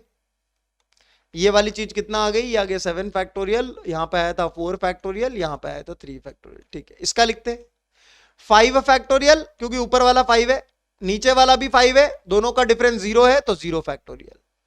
समझ में आ गई बात इतनी? किसी को कोई कंफ्यूजन? फॉर्मूला अप्लाई कैसे करना है? अब ये तो आप सीख गए, राइट। अच्छा, अब आप क्या करोगे सर, लिखोगे 1 into 2 into 3 into 4 into 5 into 6 into 7, क्योंकि 7 फैक्टोरियल तो यही होता है। फिर लिखोगे आप 4 फैक्टोरियल, यानी 1 इंटू 2 इंटू 3 इंटू 4, और फिर ये 1 इंटू 2 इंटू 3। अब आप इतनी कैलकुलेशन करोगे तो 1 into 2 into 3 into 4, 1 into 2 into 3 into 4 cut गए आपस में। यहां पे बच गया 5 इंटू 6 इंटू 7, यहां पे बच गया, तो ये 35 आ रहा है मेरे ख्याल से। आपका कितना आ रहा है जरा निकालो, 35 आ रहा है सारे के सारे बच्चे, किसी को कोई आपत्ति देख लो जरा। मैंने कहा यार नहीं होगी, चलो आगे बढ़ते। फिर ये वाली चीज देखते हैं, 1 into 2 into 3 into 4 into 5 upon, ये 0 फैक्टोरियल तो 1 होता है बाय द वे, और ये डॉट यानी मल्टीप्लीकेशन है, डेसिमल मत समझना, ठीक है। और ये हो गया 1 इंटू 2 इंटू 3 इंटू 4 इंटू 5, तो ये तो सारे के सारे ही कट जा रहे हैं, 1 आ रहा है आंसर, हाँ या ना। तो वैल्यू निकालना इतना आसान है, समझ में आ गई बात। सबसे पहले तो डिफाइन कब होगा कब नहीं होगा, जब डिफाइन नहीं होगा तब तो वैल्यू निकाल ही नहीं सकते। डिफाइन कब होगा, डिफाइन कब नहीं होगा, अगर आर दिया हुआ है तो एन क्या हो सकता है, और एन दिया है तो आर क्या हो सकता है, और उसकी वैल्यू कैसे निकालते हैं by using the formula. I hope you guys are clear with this. चलिए फॉर्मूला की थोड़ी सी प्रैक्टिस अपन और करते हैं। तो 5c2 का अगर मुझे वैल्यू निकालना है तो 5c2 में यहां पे 5 फैक्टोरियल आ गया, यहां पे 2 फैक्टोरियल, और 5 और 2 का डिफरेंस कितना होता है 3, तो 3 का फैक्टोरियल मैंने यहां पर लिख दिया, and ultimately I am having this thing. किसी को कोई आपत्ति? अच्छा, 5 फैक्टोरियल को मैं भले 5 इंटू 4 इंटू 3 इंटू 2 इंटू 1 लिखूं, या 1 इंटू 2 इंटू 3 इंटू 4 इंटू 5 लिखूं, एक ही बात है। देखिए ये चीज 3 फैक्टोरियल भी सिमिलरली, ये भी सिमिलरली, ठीक है। इसकी कैलकुलेशन करते हैं। अब बहुत सारे बच्चे क्या करेंगे, 2 इंटू 1, तो सर 2 इंटू 1 काट दिया, फिर ये 3 काट दिया, ये भी काट दिया, बिल्कुल सही है आपका आंसर 10 आ रहा है, बिल्कुल सही है। मैं ये नहीं कहता कि आपका आंसर गलत है, आप कटिंग कर लोगे, लेकिन अगर आप कटिंग स्मार्ट वे से करोगे ना यहां पे, तो आपका आंसर बहुत जल्दी आएगा। Sir what do we mean by smart method से कटिंग करना, समझिए जरा। जैसे ही आपने ये चीज लिखी तो यहां पे आपका फोकस होना चाहिए, कूल। क्या फोकस होना चाहिए समझो जरा, मैं आपको सिखा रहा हूं। वैल्यू तो आप ले आओगे, अब फॉर्मूला सीख गए हो तो, लेकिन कैसे जल्दी लेके आओगे वो सिखा रहा हूं, because that is also very important. जल्दी, बिकॉज एग्जाम तो 3 घंटे का होगा, वहां अपने को फोड़ा फाड़ी मचानी है तो जल्दी करना पड़ेगा। तो we should learn some kind of tricks, जो हो सकता है बहुत सारे बच्चे को ऑलरेडी आती भी हो, तो जिसको नहीं आती है वो ऐसे इवेल्युएट करेगा, आगे से समझना। ये वाला और ये वाला जो भी नीचे लिखे हैं उनमें से बड़ा कौन सा है, 3 फैक्टोरियल बड़ा होगा, तो मैंने कहा जो बड़ा है ना उसको रखो अपने पास, जो छोटा है उसको भेज दो। तो जो बड़ा है उसको अपने पास रखना है, ठीक है। आप समझो जरा, जब हम इसको लिखेंगे 1 इंटू 2 इंटू 3 इंटू 4 इंटू 5, तो आप सोचो ये चीज तो 3 फैक्टोरियल ही होगी, तो ये चीज को और ये चीज को हम डायरेक्टली अगर काट देते माइंड के अंदर ही, और फिर ये 1 इंटू 2 होता, ये 4 इंटू 5 होता, तो ज्यादा आसानी से हम 10 आंसर बोल पाते। माइंड के अंदर ही बोल रहा हूं मैं, ये लिखने की जरूरत नहीं थी, तो ज्यादा जल्दी आंसर आता। ये 20/2 यानी 10, खत्म। यस, चलिए थोड़ी सी प्रैक्टिस कराता हूं, आपको कम समझ में आ रहा होगा अभी तक। मान लीजिए मैं आपसे बोलता हूं कि 7c2 का वैल्यू बताइए, तो आप सबसे पहले तो फॉर्मूला लगाओगे ये वाला, 7 और 2 का डिफरेंस 5 होता है, तो 5 फैक्टोरियल लिख दिया आपने। अब 2 फैक्टोरियल और 5 फैक्टोरियल में से बड़ा कौन, 5 फैक्टोरियल। तो मैंने कहा ठीक है, यहां पे जब हम लिखेंगे 7 फैक्टोरियल को 1 into 2 into 3 into 4 into 5 into 6 into 7, तो 5 तक वाला तो 5 फैक्टोरियल ही होगा, 1 से लेकर के 5 तक का प्रोडक्ट। तो उस 5 फैक्टोरियल को तो सीधे ही हटा लो ना दिमाग के अंदर। ऊपर क्या बचा, 6 इंटू 7, और नीचे क्या बचा 1 इंटू 2, कितना आ गया ये 21 आ गया। सर सीधे आंसर आया कि नहीं आया एवरीवन? अगर मैं आप लोगों से बोलता हूं, मान लो मैंने आप लोगों से पूछा 10c3 का वैल्यू निकालो, तो आप सबसे पहले तो फॉर्मूला लिख डालो, 10c फैक्टोरियल अपॉन ये हो गया 3 फैक्टोरियल, 10 और 3 का डिफरेंस 7 फैक्टोरियल। दिमाग के अंदर ही सोचो, 7 फैक्टोरियल यानी 1 से लेकर के 7 तक का प्रोडक्ट, 1 2 3 4 5 6 7 8, 7 तक का product 1 into 2 into 3 into 4 into 5 into 6 into 7, तो वो 7 फैक्टोरियल तो नीचे भी है, तो ऊपर क्या बच गया केवल 8 इंटू 9 इंटू 10, और नीचे क्या है 3 फैक्टोरियल यानी 1 इंटू 2 इंटू 3। तो ये कितना आ रहा है, सीधे कटिंग करके देख लो आंसर जल्दी आएगा कि नहीं आएगा। माइंड के अंदर कटिंग करनी है। यहां पे 1 into 2 into 3 into 4 into 5 into 6 into 7 वो तो नीचे भी आ रहा है, तो जो बड़े वाला है वो काट दो। समझ में आ रही है बात एवरीवन? किसी को कोई आपत्ति? क्लियर है जी? चलिए, तो ये जब हमने काटा तो ये तो बन गया 4 और ये वाली चीज बन गई 3, तो ये बन गया कितना 120। समझ में आई बात? चलिए और एग्जांपल करते हैं, बिकॉज ये चीज बहुत इंपॉर्टेंट है, हमें इवेल्युएट करने आने चाहिए बाइनोमियल कोएफिशिएंट्स, राइट? चलिए, मैंने कहा यार 10C8 इसको इवेल्युएट करते हैं, तो आप कहोगे क्या सर फॉर्मूला लगाया ये आया, दोनों में से बड़ा कौन? 8 और 2 में से बड़ा कौन? सर 8 वाला, तो 8 फैक्टोरियल बड़ा है, तो सोचो जरा 1 into 2 into 3 into 4 into 5 into 6 into 7 into 8, तो वो 8 फैक्टोरियल कट जाएगा, ऊपर आएगा 9 इंटू 10 और नीचे 1 इंटू 2, कितना हो गया ये 9 5 जा 45, 45 इज द आंसर। एवरीवन ये चीज दिमाग में आपके बैठ गई कि नहीं बैठ गई? How to evaluate the values of factorial, सारे के सारे बच्चे, एवरीवन क्लियर है? अच्छा, अगर मैं आप लोगों से बोलूं कि जरा 10C2 का वैल्यू निकालना है यार, 10C2 का वो कितना आ जाएगा? सर 10 फैक्टोरियल, यहां पे आ गया 2 फैक्टोरियल, सर यहां पे आ गया 8 फैक्टोरियल, क्योंकि 2 फैक्टोरियल तो नीचे और फिर 10 माइनस 2 कितना होता है 8, तो उसका फैक्टोरियल यहां पे, तो इसका आंसर लिखेंगे तो कितना सर 8 फैक्टोरियल वाली चीज तो कट जाएगी ऊपर, तो ऊपर तो 9 और 10 बच जाएगा प्रोडक्ट में, और ये 1 इंटू 2 सर ये तो 45 आ रहा है। मैंने कहा ठीक है, ये वाला और ये वाला सेम आ रहा है ना? हाँ सेम आ रहा है, ठीक है, चलो बढ़िया है, ठीक है। चलो आगे बढ़ते हैं, कुछ और मजेदार चीजें करते हैं। बहुत ही important property of nCr is on your screen now. NCr is equal to nCn minus r. Very very very very very important property. इसका ये प्रूफ दिया हुआ है, इसको भी अपन डिस्कस करेंगे, लेकिन आप समझिए जरा, इसका पहले एप्लीकेशन समझिए। अगर मैं आप लोगों से बोलूं कि यहां आने वाली चीज और यहां आने वाली चीज दोनों का सम कितना है, आर है एक जगह एन माइनस आर है, तो दोनों का सम कितना है? एन है। ये बहुत काम की चीज है, बस इसका एप्लीकेशन समझ लीजिए, प्रूफ अपन समझ लेंगे पहले। एप्लीकेशन वो बहुत ज्यादा इंपॉर्टेंट है, प्रूफ जेई में कोई काम का नहीं है, एप्लीकेशन सबसे ज्यादा काम का है। तो 7C3 का वैल्यू किसके बराबर होगा? सोचो जरा। सर ऊपर वाला तो सर सेम ही है, देखो सबका मालिक एक, ऊपर वाला तो सेम ही है, लेकिन केवल ये जो नीचे वाली चीजें जो है ना वो अलग अलग है, और इन दोनों नीचे वाली चीजों का सम कितना है? एन के बराबर है, यानी ऊपर वाली चीज के बराबर है। तो ये दोनों चीजें इक्वल होंगी कि नहीं होंगी? सोचो जरा। सर ऊपर वाला तो सेम है और इन दोनों चीजों का सम ऊपर वाले के बराबर है।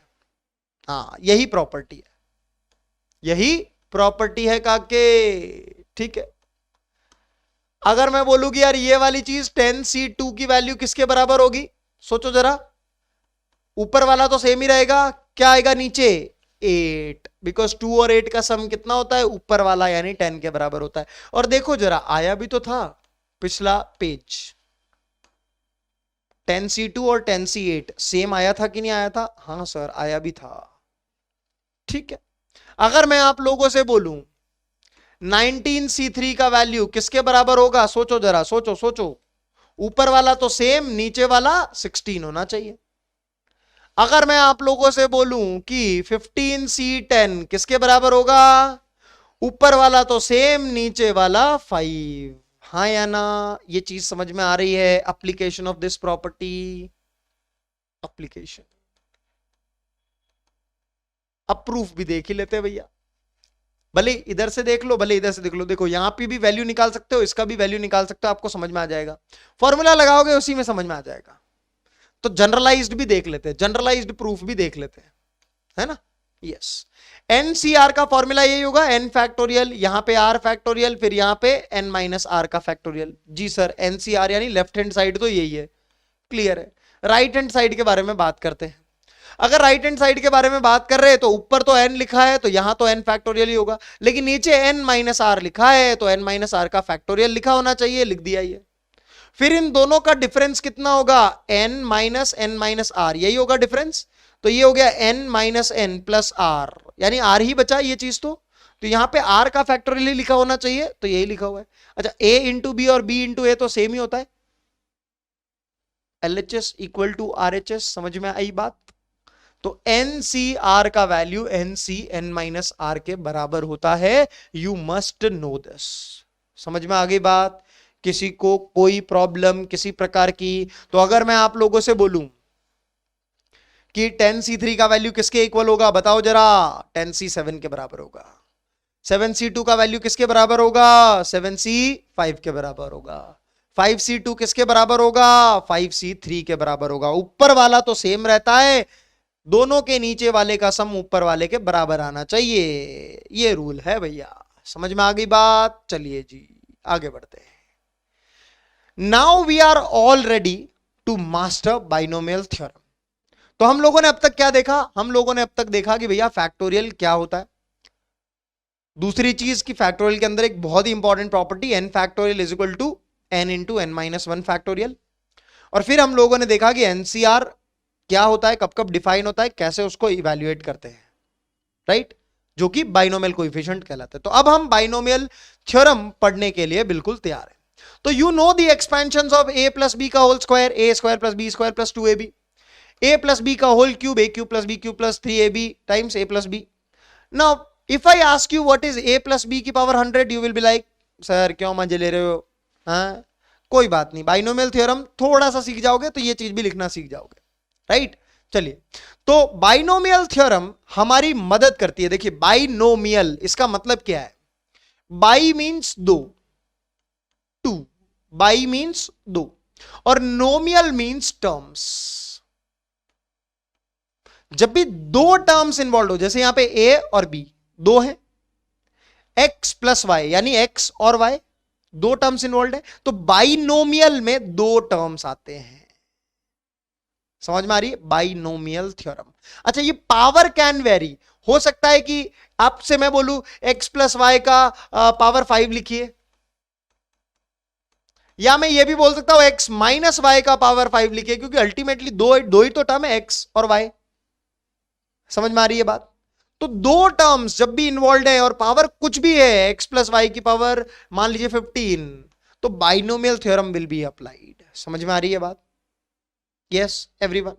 नाउ लेट्स सी कि भैया हमारी बाइनोमियल थ्योरम जो है वो इस एक्सप्रेशन के लिए कैसे लगेगी। थोड़ा सा हम जनरलाइज्ड वे देखेंगे पहले, फिर हम समझेंगे कि हाँ यार यही तो होता है, a प्लस बी का होल स्क्वायर के अंदर भी, a प्लस बी के होल क्यूब के अंदर भी यही तो होता है। तो ये लिखा हुआ है। Now the kids will be like अरे सर ये क्या लिख दिया सर ये क्या लिख दिया? मैं कहूंगा कोई बात नहीं, बहुत आसान चीज है, बहुत आसान चीज है, जरा देखना। a प्लस बी का होल पावर n निकालना है। अगर मुझे n के जगह पे कुछ भी हो सकता है, 1 2 3 4 5 6 7 8 9 कुछ भी, बेसिकली हियर n इज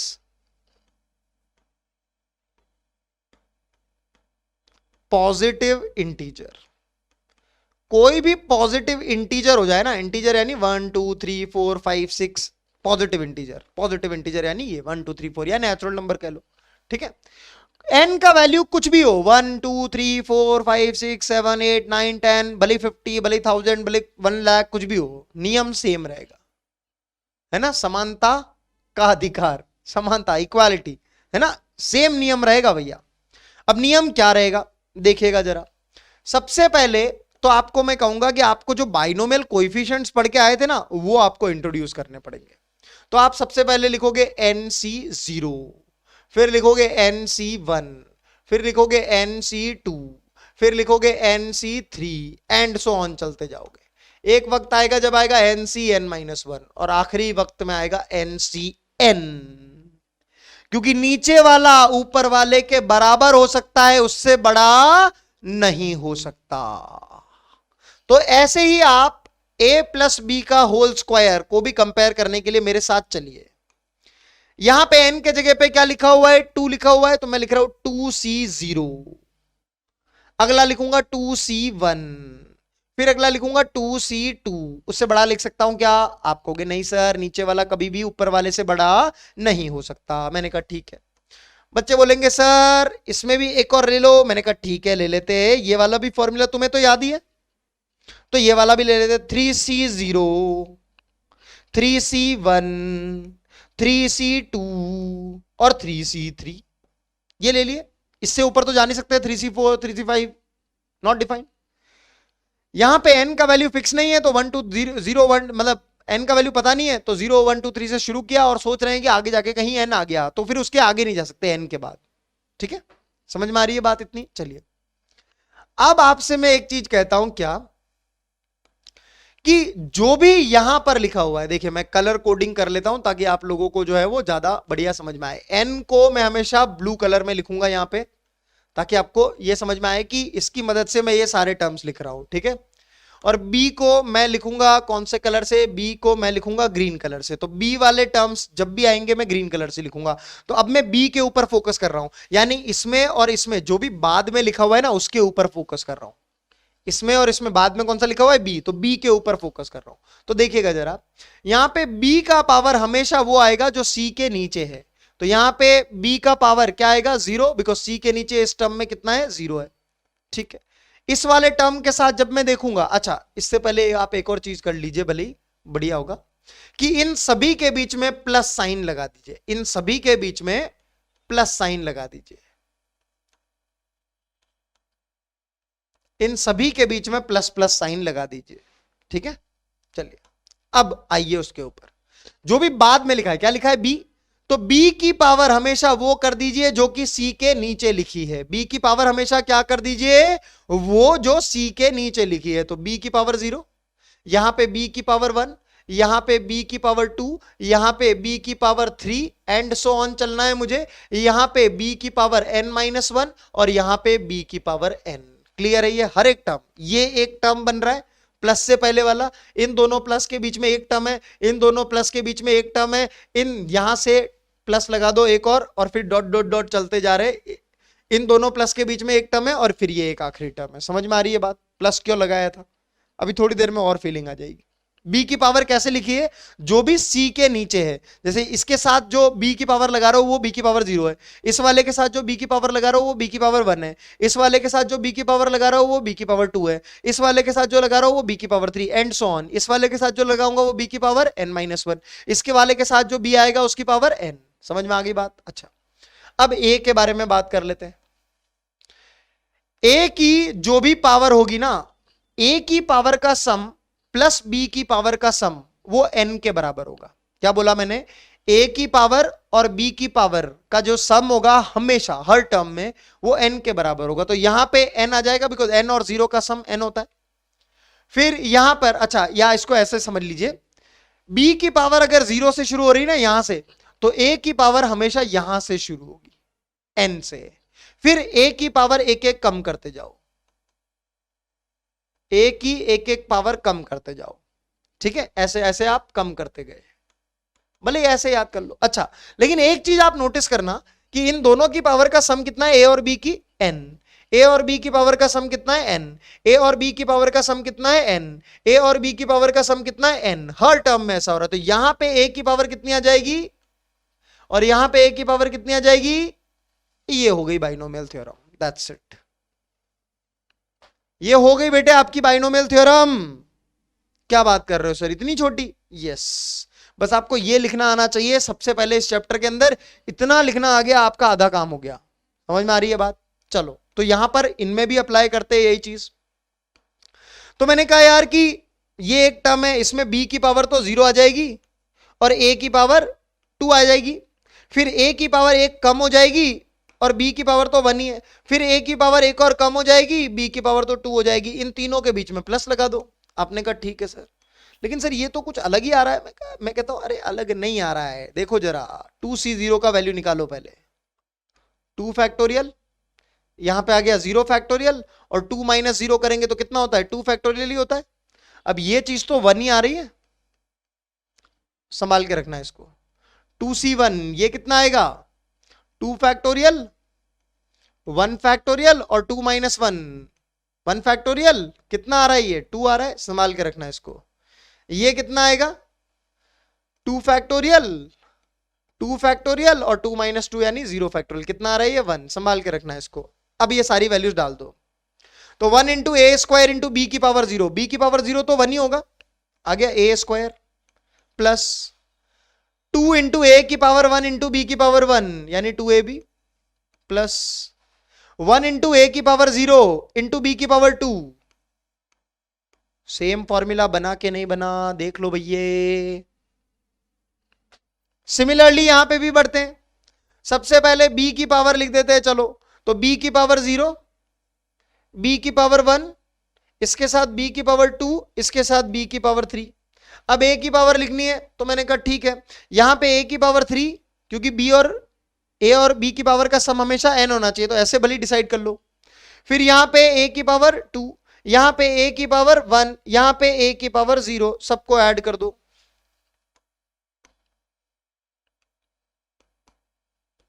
क्या आ रहा है देखो जरा, इसका वैल्यू निकालो, 3c0 का 1 आ रहा होगा, देखो जरा। तो ये आ गया a क्यूब पूरा टर्म, प्लस 3c1 का वैल्यू निकालो जरा, कितना आ रहा है, निकालो निकालो निकालो, 3 आ रहा होगा वैसे। तो ये आ गया 3a स्क्वायर b। 3c2 का वैल्यू निकालो। By the way, don't you think 3c1 और 3c2 बराबर होंगे? ncr is equal to ncn minus r. देखो ऊपर ऊपर वाला सेम है, तो नीचे वाले दोनों का सम अगर n के बराबर बन रहा है, तो ये वाला और ये वाला सेम होना चाहिए। तो ये 3ab स्क्वायर ही बन रहा होगा, फील करो। और वो देखो जरा, ये वाला और ये वाला सेम होगा कि नहीं होगा, 3c3 और 3c0। ncr is equal to ncn minus r लगाओ जरा। तो ये चीज जो है वो b क्यूब बन रहा है कि नहीं, यानी सेम फॉर्मूला बना के नहीं बना। समझ में आ गई बात? किसी को कोई डाउट किसी भी प्रकार का, तो पहले तो मुझे ये बता दो यार। क्लियर है सारे के सारे बच्चों को? कोई आपत्ति किसी भी प्रकार की? ये आ गया सर, एग्जाम्पल हो गए अपने। क्लियर? चलो जी, मैंने कहा ठीक है, यहां पे कुछ चीजें नोटिस करने लायक है। यहां पर कुछ चीजें जो है हमें नोटिस करने लायक हैं, तो उनको नोटिस कर लेते हैं। टोटल नंबर ऑफ टर्म्स कितने हैं? टोटल टर्म्स देखो, अगर a प्लस बी की होल पावर 2 है, तो पहला टर्म, इसको बोल रहे पहला टर्म, ये दूसरा, ये तीसरा। कितने टर्म्स है देखो, 1 2 3, 3 टर्म्स है। a प्लस बी की होल पावर 3 कर रहे हैं, तो देखिए पहला टर्म, दूसरा टर्म, तीसरा टर्म, चौथा टर्म, 4 टर्म है। ऐसा क्यों हो रहा है, थोड़ा फील करो।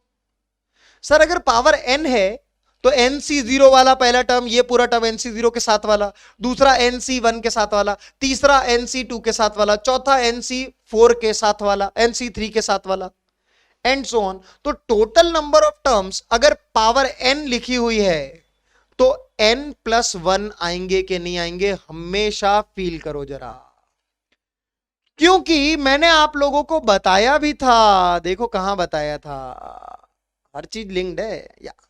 अगर 5c और नीचे की बात कर रहा हूं, यहां पे नीचे वाले में 0 1 2 3 4 5 कुछ भी आ सकता था, 6 टर्म्स आते थे।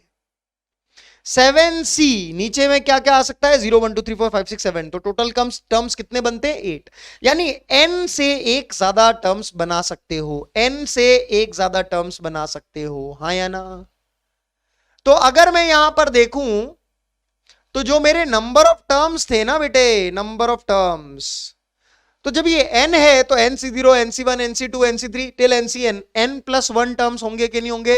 और यहां पर भी देखो 2c0 2c1 2c2, 3 हो गए। जब पावर 2 है तो एक ज्यादा, जब पावर 3 है तो 3c0 3c1 3c2 3c3, एक ज्यादा हो गए, 4। देखो, तो जब भी कभी पावर n लिखा हुआ है, तो यहां पे टोटल नंबर ऑफ टर्म्स कितने आएंगे? n प्लस 1 आएंगे। समझ आ गई बात पहली? अच्छा, दूसरी चीज ऑब्जर्व करना, in every term power of a plus power of b is equal to n होगा। ये तो मैंने बताया था। इस टर्म में भी देखोगे तो पावर ऑफ a कितना है? n, और पावर ऑफ b कितना है? 0, तो n प्लस 0 कितना हो रहा है? n हो रहा है। यहां पे भी पावर ऑफ a देखो n minus 1, power of b कितना है? 1, दोनों का सम कितना हो रहा है? n। यहां पे भी देखो power of a n minus 2, power of b 2, दोनों का सम किया, n हो गया। यहां पे भी n हो गया, एंड सो ऑन। हर एक टर्म के अंदर power of a and b का सम कितना होता है? n के बराबर होता है। जैसे यहां पे भी फील करो, b है ही नहीं सर, यानी b की पावर 0, तो a की पावर 2 प्लस b की पावर 0, मतलब 2 प्लस 0, पावर्स को ऐड कर रहे हैं तो 2 हो गया। यहां पे भी देखो, a की पावर 1 b की पावर 1, दोनों को ऐड किया, 2 आ गया। b की पावर 2 a की पावर 0, दोनों पावर्स को ऐड किया तो 2 आ गया। 2 क्यों आ रहा था? बिकॉज n का वैल्यू 2 था। यहां पे देखो a क्यूब साथ में b है नहीं, यानी b की पावर 0 है, तो a की पावर प्लस b की पावर का सम कितना हो रहा है 3 प्लस 0 यानी 3। क्यों आ रहा है? क्योंकि n 3 है। यहां पे भी देखो a की पावर 2 b की पावर 1, 2 प्लस 1 यानी 3 हो रहा है n के बराबर। यहां पे भी देखो 1 प्लस 2 पावर्स का सम 3 के बराबर n के बराबर, और यहां पे भी। This happens in every binomial theorem. समझ में आ गई बात? किसी को कोई प्रॉब्लम, कोई आपत्ति बताइएगा जरा मुझे। क्लियर है जी सारे के सारे बच्चों को? आगे बढ़ते हैं। Try expanding this x plus y की होल पावर 6। n का वैल्यू कितना है? 6 है सर। मैंने कहा ठीक है, अगर 6 है तो टोटल नंबर ऑफ टर्म्स कितने होने चाहिए? प्लस वन यानी क्यों 7। क्यों? 6c0, यहां पे 6c1, यहां पे 6c2, यहां पे 6c3, यहां पे 6c4, यहां पे 6c5 और यहां पर 6c6। पहली बात तो ये। फिर बाद वाली y, बाद वाला है इसको c के सबस्क्रिप्ट में जो भी है, तो ये y की पावर 1, ये y की पावर 2, ये y की पावर 3, ये y की पावर 4, यहां पे y की पावर 5, यहां पे y की पावर 6। अच्छा बीच में प्लस प्लस पहले लगा देता हूं, नहीं तो कंफ्यूज हो जाओगे खामखा। वैसे होने तो नहीं चाहिए कंफ्यूज, पर फिर भी लगा देते हैं प्लस। ठीक है, इससे पहले एक प्लस लगा दिया, एक इससे पहले लगा दिया, ताकि टर्म्स अलग अलग हो जाए। इन दोनों प्लस के बीच में एक टर्म आ रहा है, इन दोनों प्लस के बीच में एक टर्म आ रहा है, इन दोनों प्लस के बीच में एक टर्म आ रहा है, इन दोनों प्लस के बीच में एक टर्म आ रहा है। ये चीज क्लियर है? अब बचा क्या? x की पावर लिखना ही तो बचा। मैंने कहा x की पावर लिखनी है, तो यहां पे तो x की पावर 6, यहां पे x की पावर कितनी आएगी बच्चों? 5, x की पावर 4, x की पावर 3, x की पावर 2, x की पावर 1, एक एक करके कम करते जाओ x की पावर को बेसिकली, है ना। और ये y की पावर 6 था, पर मैं 6 लिख नहीं पा रहा हूं शायद, है ना। और ये x की पावर 0, अच्छा मैं लिख नहीं पा रहा हूं क्योंकि वहां पे मिटा जा रहा है बार बार, तो ये ऐसे लिख दिया। कोई आपत्ति किसी को? भैया ये अपना बाइनोमियल एक्सपेंशन, अब आप 6c0, 6c1, 6c2, 6c3, 6c4, 6c5, 6c6 का वैल्यू निकाल लोगे। और मैं आपसे थोड़ा सा दिमाग लगवाता हूं, आपको क्या कहता हूं पता है? आपका थोड़ा काम और आधा कर देता हूं। इस 6c0 का वैल्यू 6c6 के बराबर होगा कि नहीं होगा? सोचो जरा। NCR is equal to NCN-R लगा के देखो। नीचे वाला 0, उधर नीचे वाला 6, दोनों को सम किया, ऊपर वाला बन रहा है कि नहीं बन रहा है? हां सर, यानी एक निकालना। उधर से पहला और उधर इधर से पहला बाइनोमियल कोएफिशिएंट जो है वो दोनों इक्वल है भैया। अच्छा, तो सर इधर से दूसरा बाइनोमियल कोएफिशिएंट है 6c1 और इधर से दूसरा है 6c5, ये भी दोनों इक्वल है क्या? फील करो, NCR is equal to NCN-R। Sir 1 और 5 का सम ऊपर वाला 6 बन रहा है सर। इसको देखो 6c2 और इधर से तीसरा देखो, उधर से तीसरा देख रहे हो तो इधर से भी तीसरा देखो। सर 6c2 और 6c4 ये भी तो इक्वल है sir. NCR is equal to NCN-R, इसीलिए तो मैंने बोला तुम्हारा काम आधा कर देता हूं। ठीक है, तो यहां तक ही कैलकुलेट करने की जरूरत है, वो तो फिर कैलकुलेट हो गए, अगर ये कैलकुलेट हो गए तो। हाँ या ना? वेरीफाई कर लोगे आंसर मैच कर रहा है कि नहीं कर रहा है? करेगा ही, क्यों नहीं करेगा भैया। देखो यहां पे कांस्टेंट टर्म कुछ भी नहीं है, 1 है, तो इधर भी देखो कांस्टेंट टर्म 1 ही है।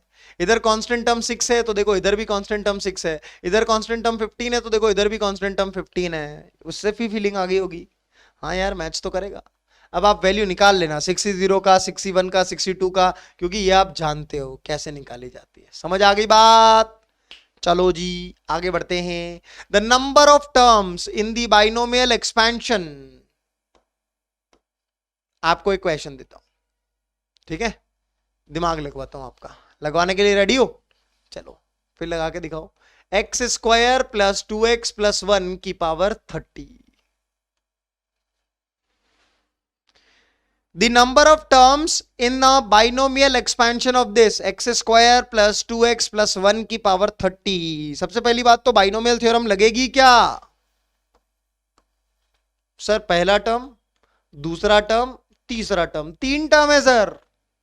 बाइनोमियल कहां से है? ये तो है ही नहीं बाइनोमियल, ये तो ट्राइनोमियल है। 3 टर्म्स है, बाई में तो 2 होते सर।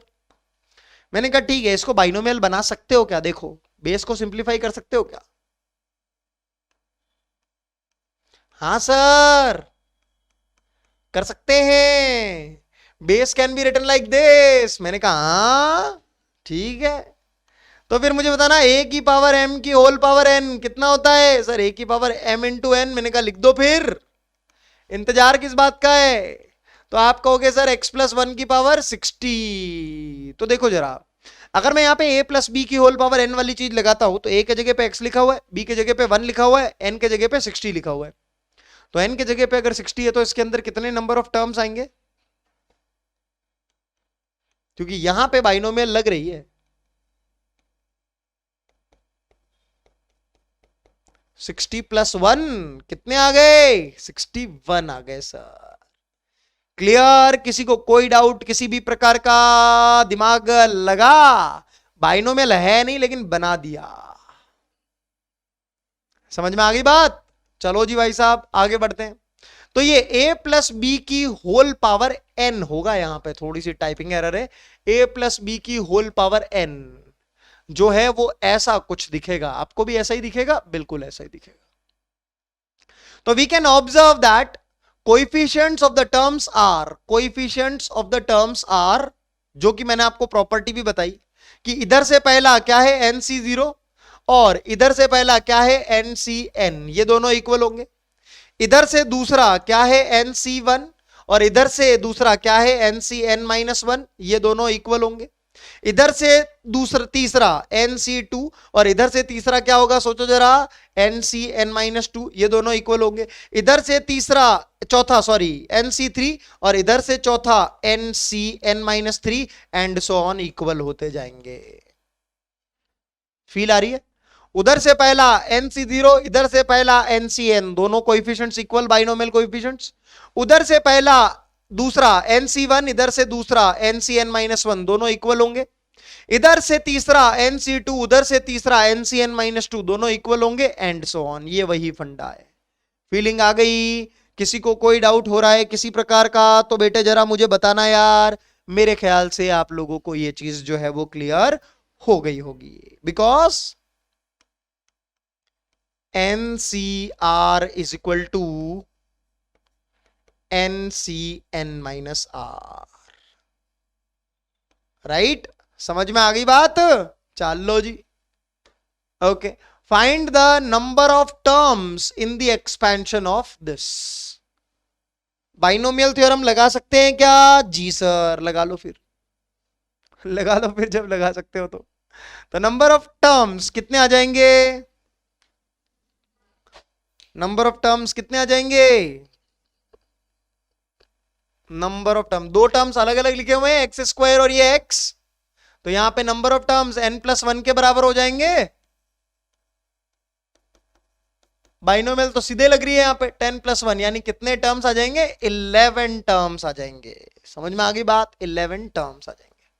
क्लियर? किसी को कोई आपत्ति? चलिए जनरल टर्म भी सीख लेते हैं, जनरल टर्म। अब समझिएगा, हमने बाइनोमियल एक्सपेंशन ये देखा, इसको समझ के अब आपको फील आ जाती है, ये समझ में आ जाता है आपको। देखिए जरा, उसमें से ये है मेरा पहला टर्म, फर्स्ट टर्म, ये है मेरा सेकंड टर्म, क्योंकि टर्म तो ऐसे बोलते हैं ना, पहला टर्म दूसरा टर्म ऐसे बोलते हैं। ये है मेरा तीसरा टर्म और ये है मेरा लास्ट टर्म। हिसाब से तो लास्ट टर्म है, इसको और क्या बोल सकते हैं n के फॉर्म में?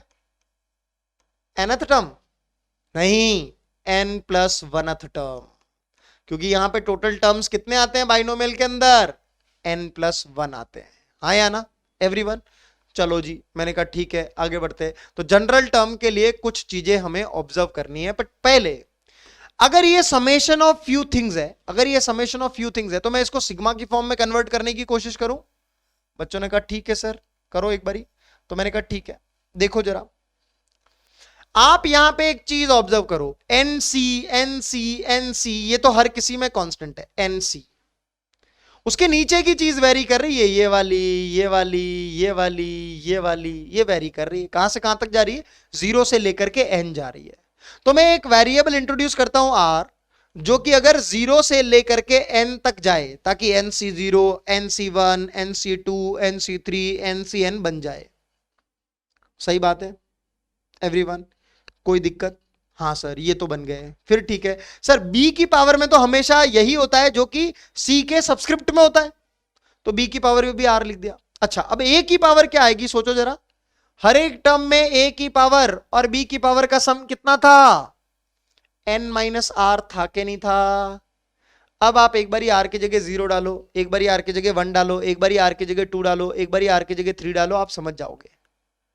यस और नो, किसी को कोई आपत्ति किसी भी प्रकार की फील कर लो भैया, सेम बन रहा है। तो this entire thing is same as this. समझ में आ गई पहली बात? इतनी चीज क्लियर है भैया, ये पूरे की पूरी चीज कंबाइंड है सिग्मा के अंदर।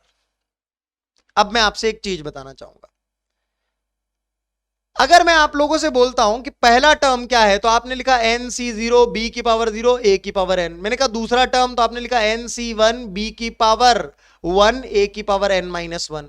तो आप ट्रेंड समझो, जब मैं बोल रहा हूं फर्स्ट टर्म तो आप यहां पे 0 लिख रहे हो, और यही की यही चीज b की पावर में जा रही है, और फिर आप a की पावर डिफाइन कर रहे हो, ये ट्रेंड समझो आप। जब मैं बोल रहा हूं सेकंड टर्म तो आप यहां पे 1 लिख रहे हो, फिर यही की पावर आप b को दे रहे हो, और फिर आप a की पावर डिसाइड कर रहे हो। तो अगर मैं बोलता हूं कि आप r प्लस 1th टर्म बताओ इस एक्सपेंशन के अंदर, जब मैं आपको बोल रहा हूं कि फर्स्ट टर्म बताओ, तो आप उससे एक कम वैल्यू c के सबस्क्रिप्ट में लिख रहे हो, वही की वही चीज आप b की पावर को दे रहे हो, और फिर आप a की पावर इवैल्यूएट कर रहे हो। इस रूल पे चलने की कोशिश करो। तो जब मैं दूसरा टर्म बोल रहा हूं तो उससे एक कम वैल्यू आप c के सबस्क्रिप्ट में डाल रहे हो, यानी 1 डाल रहे हो, और वही की वही पावर आप b को दे रहे हो। तो जब मैं r प्लस 1th टर्म बोल रहा हूं तो आप c के सबस्क्रिप्ट में उससे एक कम यानी r डालोगे, पहली बात तो ये। और यही r आप b की पावर को भी दोगे, और अब आप अगर a की पावर लिखोगे तो वो कितनी आ जाएगी, क्योंकि a की पावर का और b की पावर का सम कितना होना चाहिए? n होना चाहिए। तो क्या आपका आपका r plus 1th term in the expansion of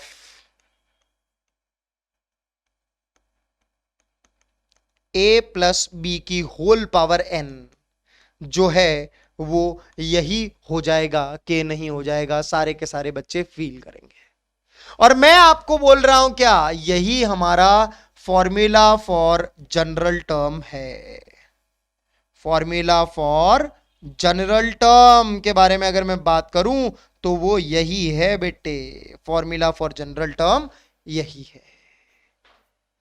तो जब भी मैं आपसे बोल रहा हूं कि जनरल टर्म बताइए, तो आप ये वाला टर्म बताओगे, और मैं पूछूंगा कि वो जनरल टर्म कौन सा वाला टर्म है इस एक्सपेंशन के अंदर, तो आप कहोगे r प्लस 1th टर्म है।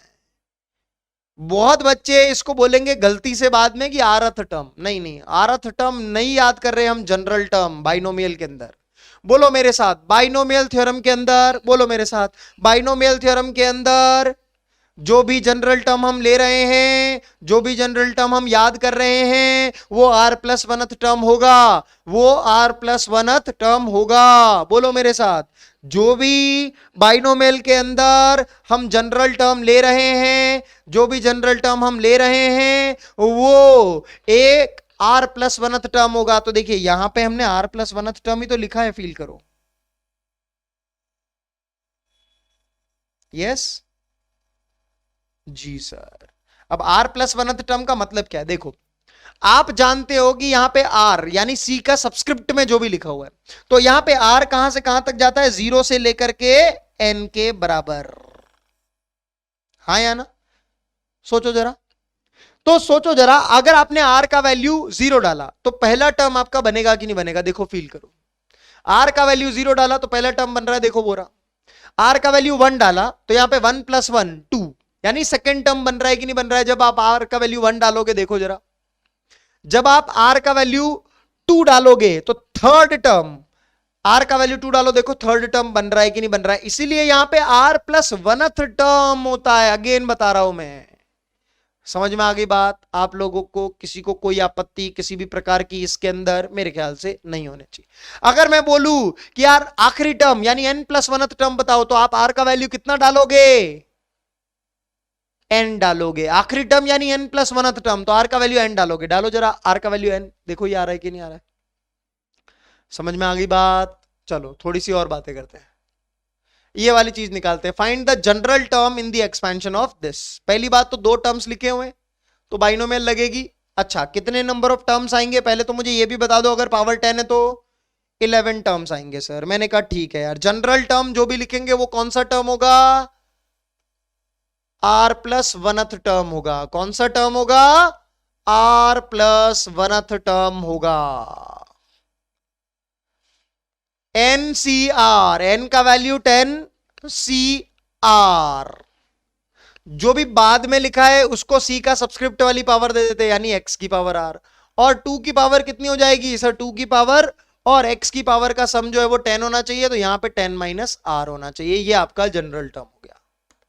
समझ में आई बात। अगेन बोल रहा हूं, अगर ये जनरल टर्म हम क्या याद करते, r प्लस वनथ टर्म याद करते, जहां पे यहां का वैल्यू r आता है ना कि r प्लस वन, क्योंकि पहले टर्म में 0 आता है नीचे, तो r का वैल्यू जब 0 डालेंगे तभी तो पहला टर्म बनेगा,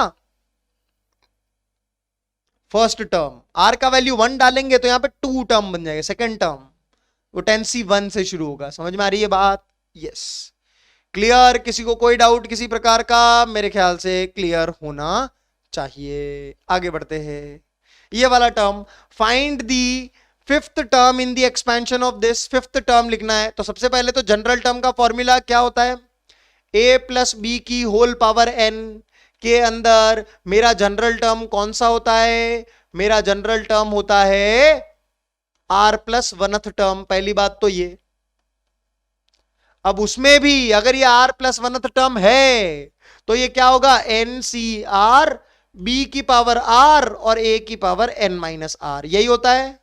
तो मैंने कहा यार इसको इसके साथ अगर कंपेयर करते हैं तो सबसे पहले फिफ्थ टर्म मुझे अगर बताना है तो देखो, सबसे पहले तो इसका भी जनरल टर्म लिखो, इसका जनरल टर्म लिखने की आदत डालो पहले। तो जनरल टर्म लिखेंगे तो क्या हो जाएगा, 7CR, और general term r plus वनथ term होता है, ठीक है।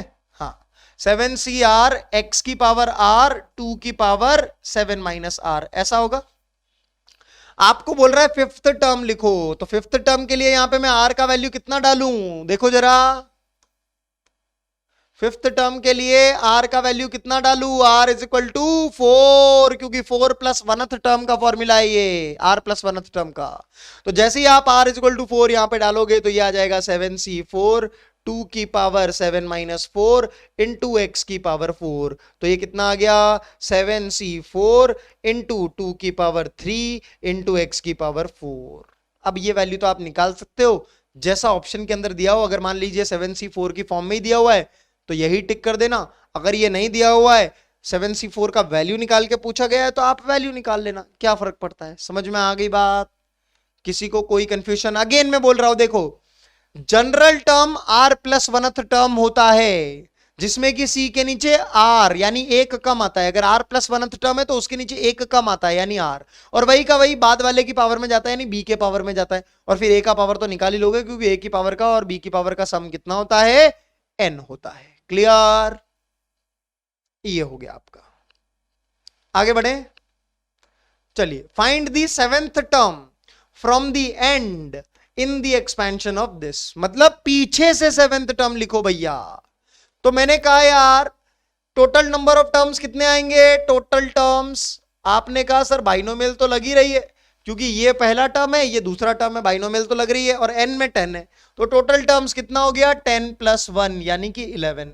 अच्छा तो मैंने कहा यार पहला टर्म, फिर ये दूसरा टर्म, फिर ये तीसरा टर्म, फिर ये चौथा टर्म, फिर ये पांचवा टर्म, फिर ये छठा, सातवां, आठवां, नौवां, 10वां और 11वां, ऐसे 11 टर्म्स होंगे।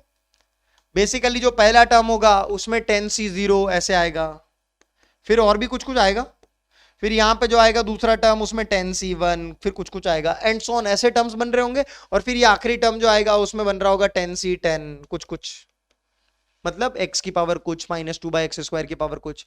पीछे से सातवां, पीछे से सातवां, ये हो गया पीछे से पहला, ये हो गया पीछे से दूसरा, ये हो गया पीछे से तीसरा, ये पीछे से चौथा, पीछे से पांचवा, पीछे से छठा, पीछे से सातवां, पीछे से सातवां is this seventh term from the end.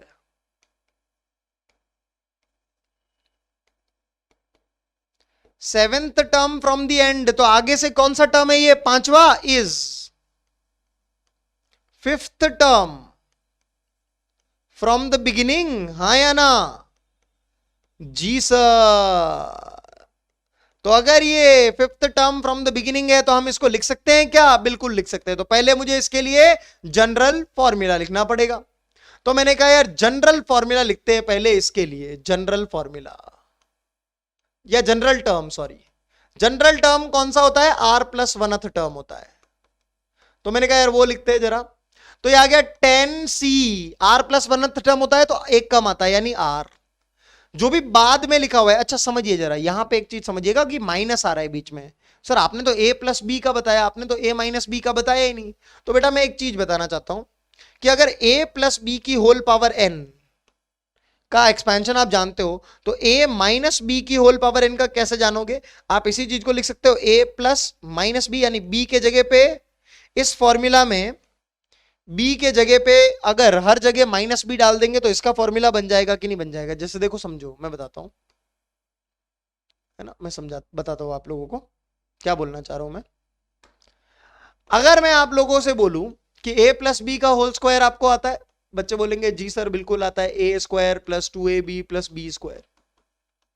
मैं बोलूंगा यार अगर मैं इसमें b के जगह पे माइनस बी डाल दूं तो ये चीज ऐसी बन जाएगी, b के जगह पे माइनस बी डाल दूं तो इधर भी b के जगह पे माइनस बी डाल दो जरा,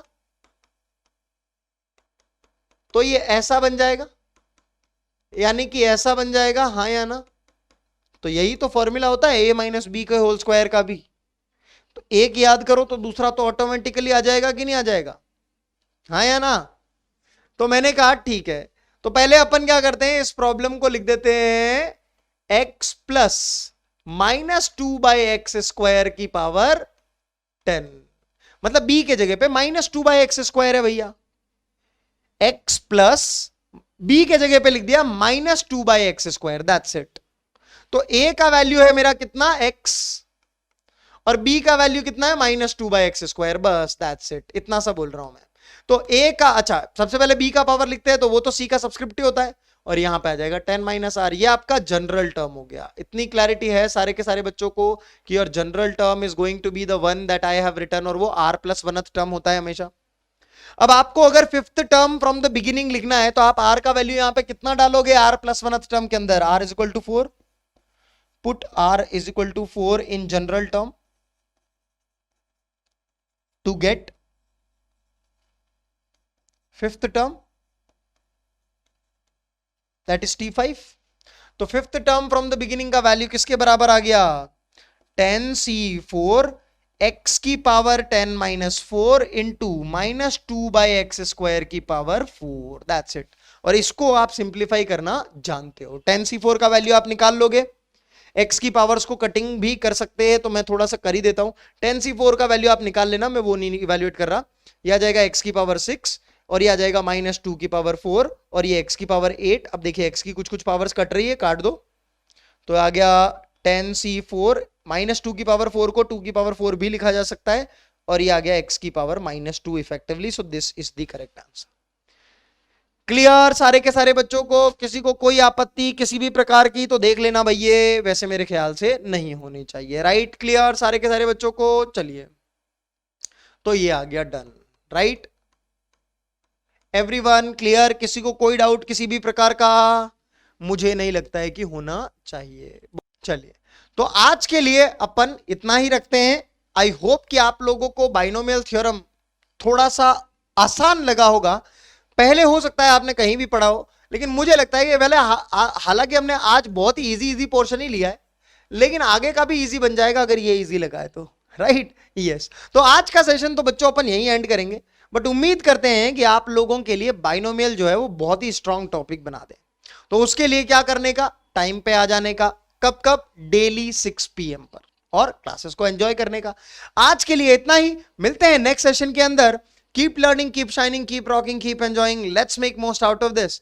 और विश्वास दिवस जल्दी आ रहा है, मुझे लगता है कि कुछ बड़ा होने वाला है, isn't it? मुझे भी आइडिया नहीं है कि क्या होने वाला है, लेकिन I am looking ईगरली for that because अलग सर का जवाब ही नहीं है भैया, है ना, जवाब ही नहीं है। चलो मिलते हैं नेक्स्ट सेशन के अंदर। Bye bye, take care, happy learning.